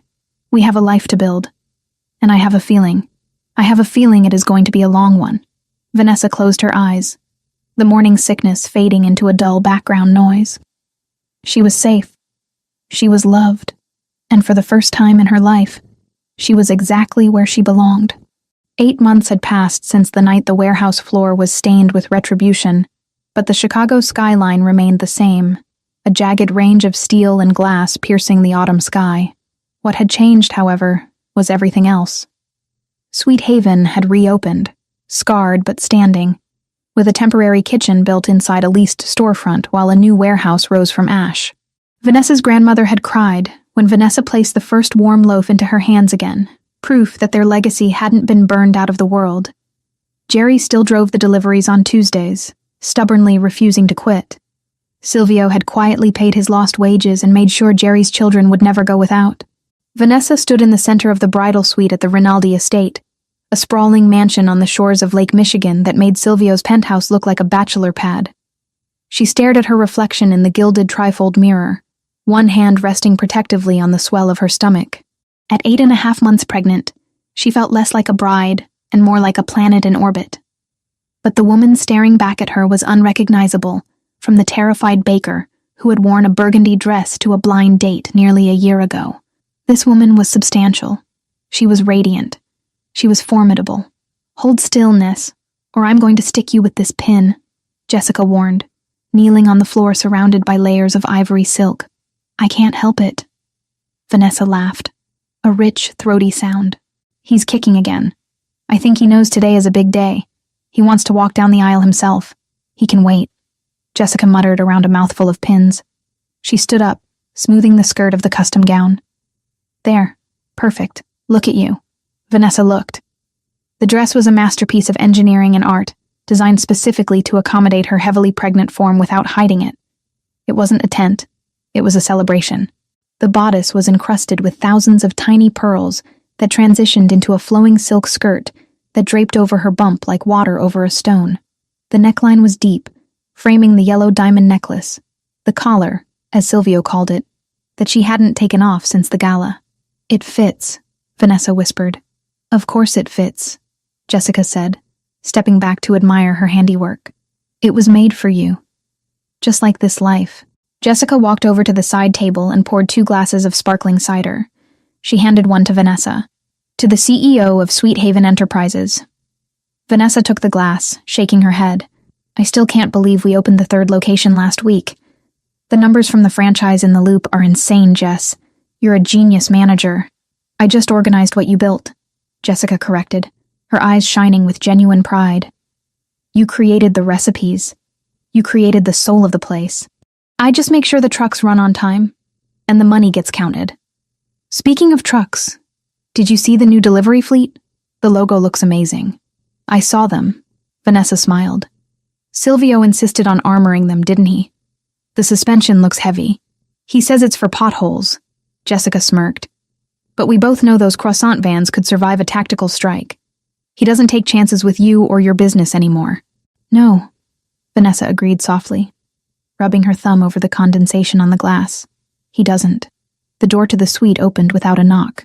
Jessica spun around, ready to scold whoever was interrupting. But the words died in her throat. Silvio Rinaldi stood in the doorway. He was breathtaking. He wore a tuxedo of midnight blue, so dark it appeared black, with a velvet lapel that caught the light. His hair was trimmed sharp, his jaw freshly shaven, and he carried himself with the regal, predatory grace of a king entering his court. But it was his eyes, those dark, intense eyes, that sucked the air out of the room. They locked onto Vanessa and didn't let go. You can't be here, Jessica shrieked, waving her hands. It's bad luck. You're not supposed to see the bride before the altar. Silvio didn't even glance at her.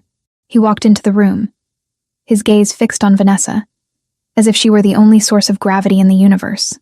I make my own luck, Silvio said, his voice a low rumble that vibrated in Vanessa's chest. And I needed to see her. Jessica looked between them, saw the electricity arcing across the room, and sighed. Fine. I'll give you 2 minutes. But if the cake collapses, I'm blaming you, Rinaldi.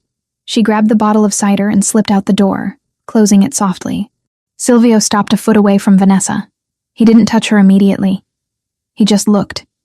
He scanned her from the pearl-encrusted bodice to the swell of her belly, down to the hem of the silk skirt, and back up to her face. His expression wasn't just love. It was reverence.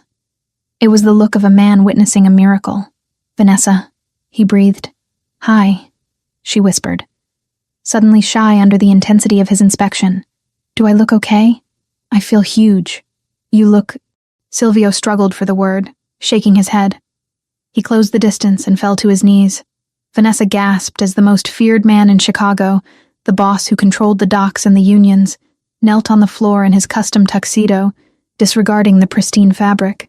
He placed his large, warm hands on either side of her stomach. You look like life, he said, pressing his forehead against her bump. You look like everything I ever wanted and never thought I deserved. The baby kicked hard against his cheek. Silvio laughed, a sound of pure, unadulterated joy that he reserved only for this room, only for them. He is strong, Silvio murmured, kissing the silk covering her belly. He is ready to fight the world. He better be ready to sleep through the night first, Vanessa teased, threading her fingers through Silvio's dark hair. Silvio, stand up. You're going to ruin your knees. He stood, towering over her again, and cupped her face in his hands. His thumbs brushed over her cheekbones. Are you happy? He asked, his eyes searching hers for any trace of the fear that used to live there. Is this what you want? There is still a car waiting out back. You can run. You can take the money in the bakery and leave the danger behind. Vanessa covered his hands with hers. Silvio, look at me. He held her gaze. I have a business that I built. I have a best friend who runs it. I have a son kicking my bladder. And I have you. Why would I run from the only place I've ever felt safe? Because I am a dangerous man, he reminded her. Because my world has sharp edges, and I have armor, she said, nodding to the dress, then to the ring, and finally to her heart. We're partners, Silvio. You handle the shadows, I handle the light. And we meet in the middle. Silvio leaned down and kissed her. It wasn't hungry or desperate like their first time. It was deep, steady, a promise sealed in breath and bone. It was a vow spoken without words. 2 minutes are up, Jessica yelled through the door. Silvio pulled back, resting his forehead against hers for one last second. I will see you at the altar, Tesoro, my treasure. Try not to run. I can't run, she laughed, patting her stomach. I can barely waddle. Silvio smirked, that arrogant, charming tilt of his lips returning. Then waddle to me. I will be waiting. The ceremony was held in the estate's sunken garden, a marvel of landscape architecture surrounded by high stone walls covered in ivy. It was beautiful, filled with white roses and golden ribbons. But Vanessa, with her honed instincts, noticed the other details too. She noticed that the gardeners standing by the perimeter were wearing earpieces. She noticed the slight bulge of shoulder holsters under the tuxedos of the ushers. She noticed that the drone flying overhead wasn't just for photography. It was surveillance. 8 months ago, this would have terrified her. Now, it was just background noise. It was the hum of the machine that kept her safe. The autumn air was crisp, carrying the scent of burning leaves in Lake Michigan. The string quartet began to play a slow, haunting version of Can't Help Falling in Love. The guests stood. There were hundreds of them. Politicians, business tycoons, associates from the family, and the entire staff of Sweet Haven Bakery, who had been given the day off and flown in on a private charter. Vanessa walked down the aisle alone. Her parents were gone, and she had refused to let anyone else give her away. She belonged to herself until she chose to give herself to him. Silvio stood at the altar, flanked by Marco. He watched her approach with an intensity that made the rest of the world fade into gray. He didn't look at the guests. He didn't look at the priest. He looked only at her. She was halfway down the aisle when the sound tore through the serenity of the garden. The high-pitched wail of tires locking against asphalt echoed from the main driveway just beyond the garden wall. It was followed by the roar of an engine revving aggressively. The reaction was instantaneous. Silvio didn't flinch, but his hand moved inside his jacket. Marco stepped forward, shielding Silvio. The gardeners dropped their rakes and drew automatic weapons from beneath the flower bushes. The guests gasped, a ripple of panic moving through the crowd. Vanessa stopped. Her hand went to her stomach instinctively. The memory of the warehouse, of the laser dot, of the glass shattering, flooded back. Not today, she thought furiously. Please, not today. Silvio's eyes left hers for a split second, snapping to the perimeter wall. He raised a hand, signaling his men to hold fire, his face a mask of calculated violence. The engine roared again, closer. Then, a car door slammed. Wait! A voice shouted from the other side of the gate. Don't shoot! I'm the best man! I have the rings!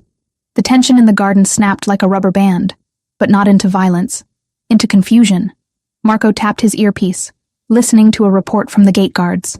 His shoulders relaxed. He looked at Silvio and gave a sheepish nod. It's Dante.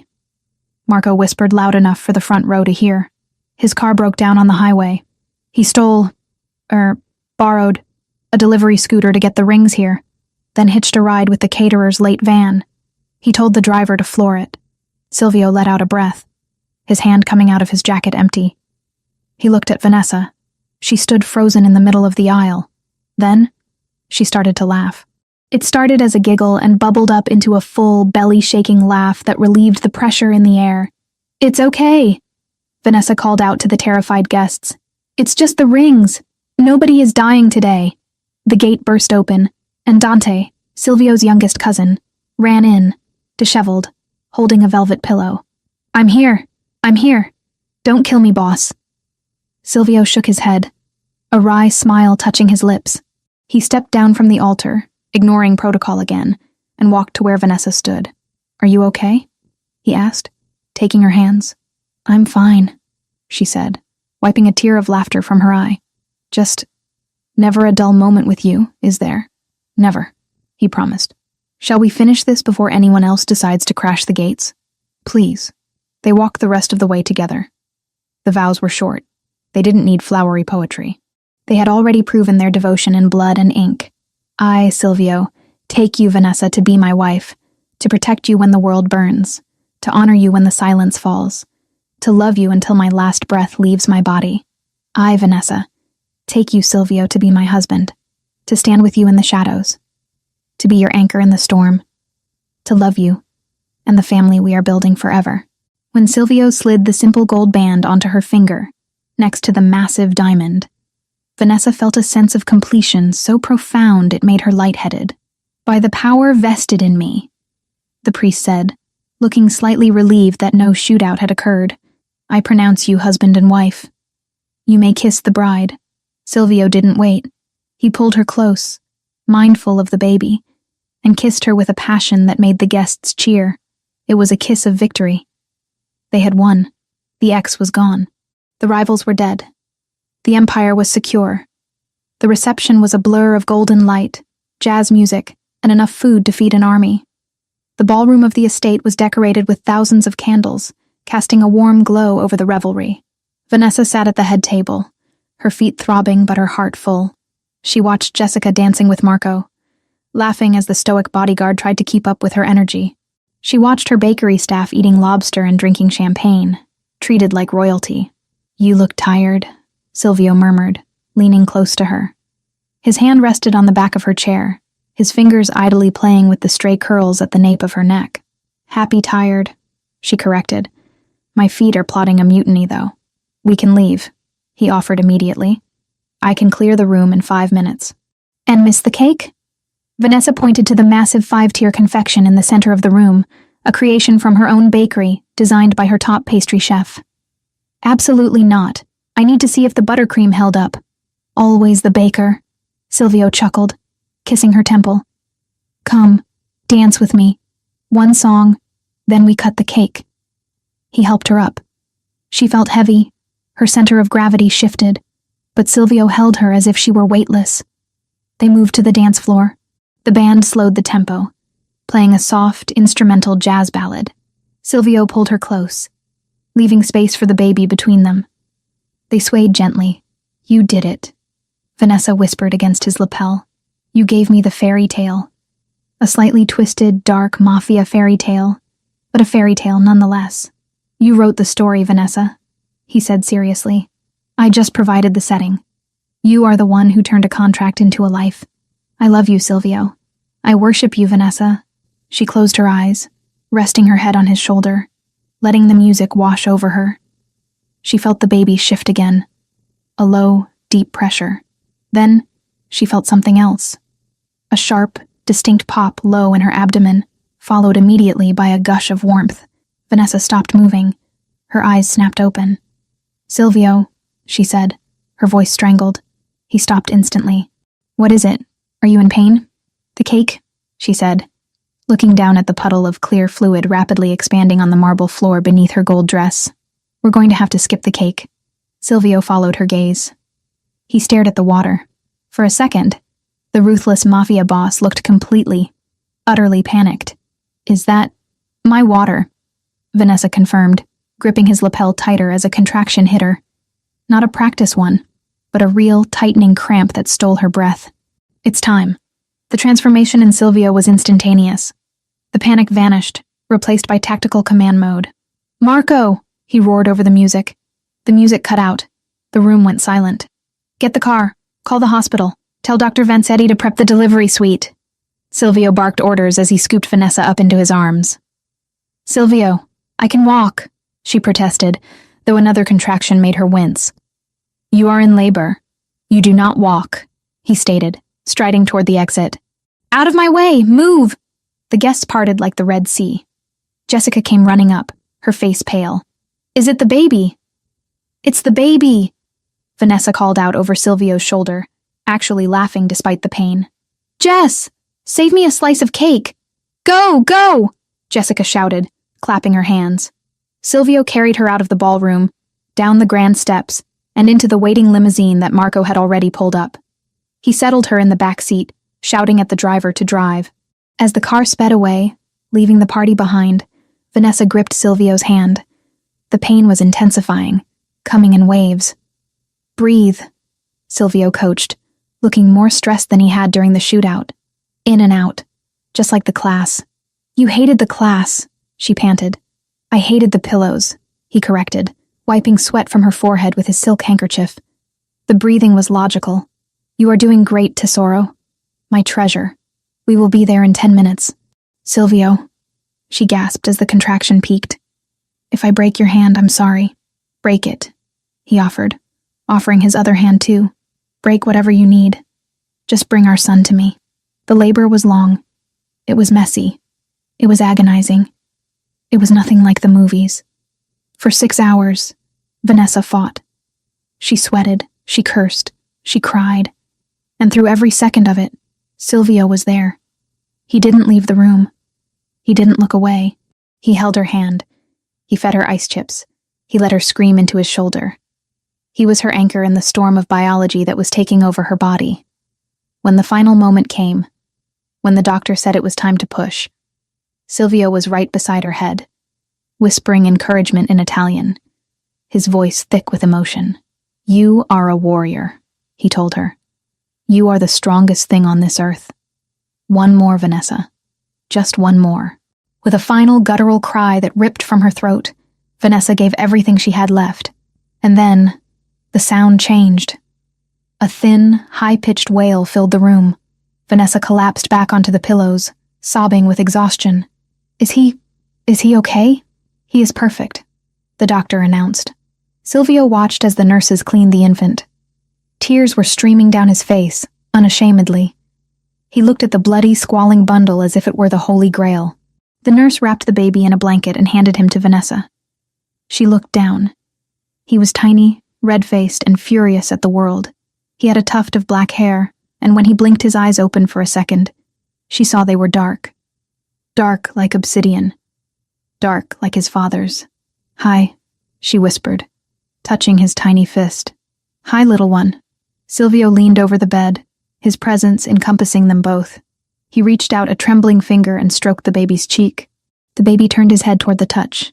"A son," Silvio whispered, his voice cracking. "Alessandro. We will call him Alessandro. Alessandro Rinaldi."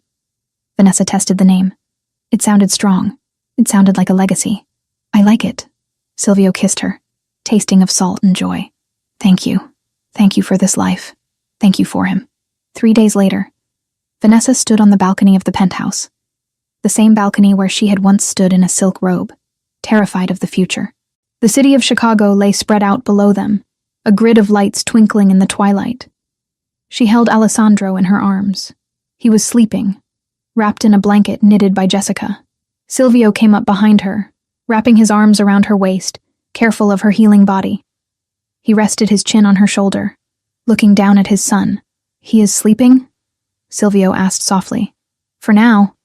Vanessa smiled. "He has your temper, though. When he's hungry, the whole building knows it." "Good," Silvio said. "He will need a loud voice to lead this family one day." Vanessa leaned back into him. "You know, a year ago, I was serving pasta and dodging a man who called me worthless. I was counting pennies to pay rent. I thought my life was over. And now?" Vanessa looked at the reflection in the glass door. She saw a woman who had walked through fire and come out forged in gold. She saw a mother holding the future in her arms. She saw a wife held by a man who would tear down the sky to keep her dry. Brandon was gone, rotting in a cell, a forgotten memory. The Albanians were a ghost story told to frighten new criminals. Sweet Haven was an empire of sugar and flour. "Now," Vanessa said, turning her head to kiss her husband. "Now, I think the contract was the best deal I ever made." Silvio smiled, the dangerous, possessive smile of the Mafia boss, softened by the love of a father. "It was not a contract, Vanessa," he whispered, tightening his hold on his world. "It was destiny."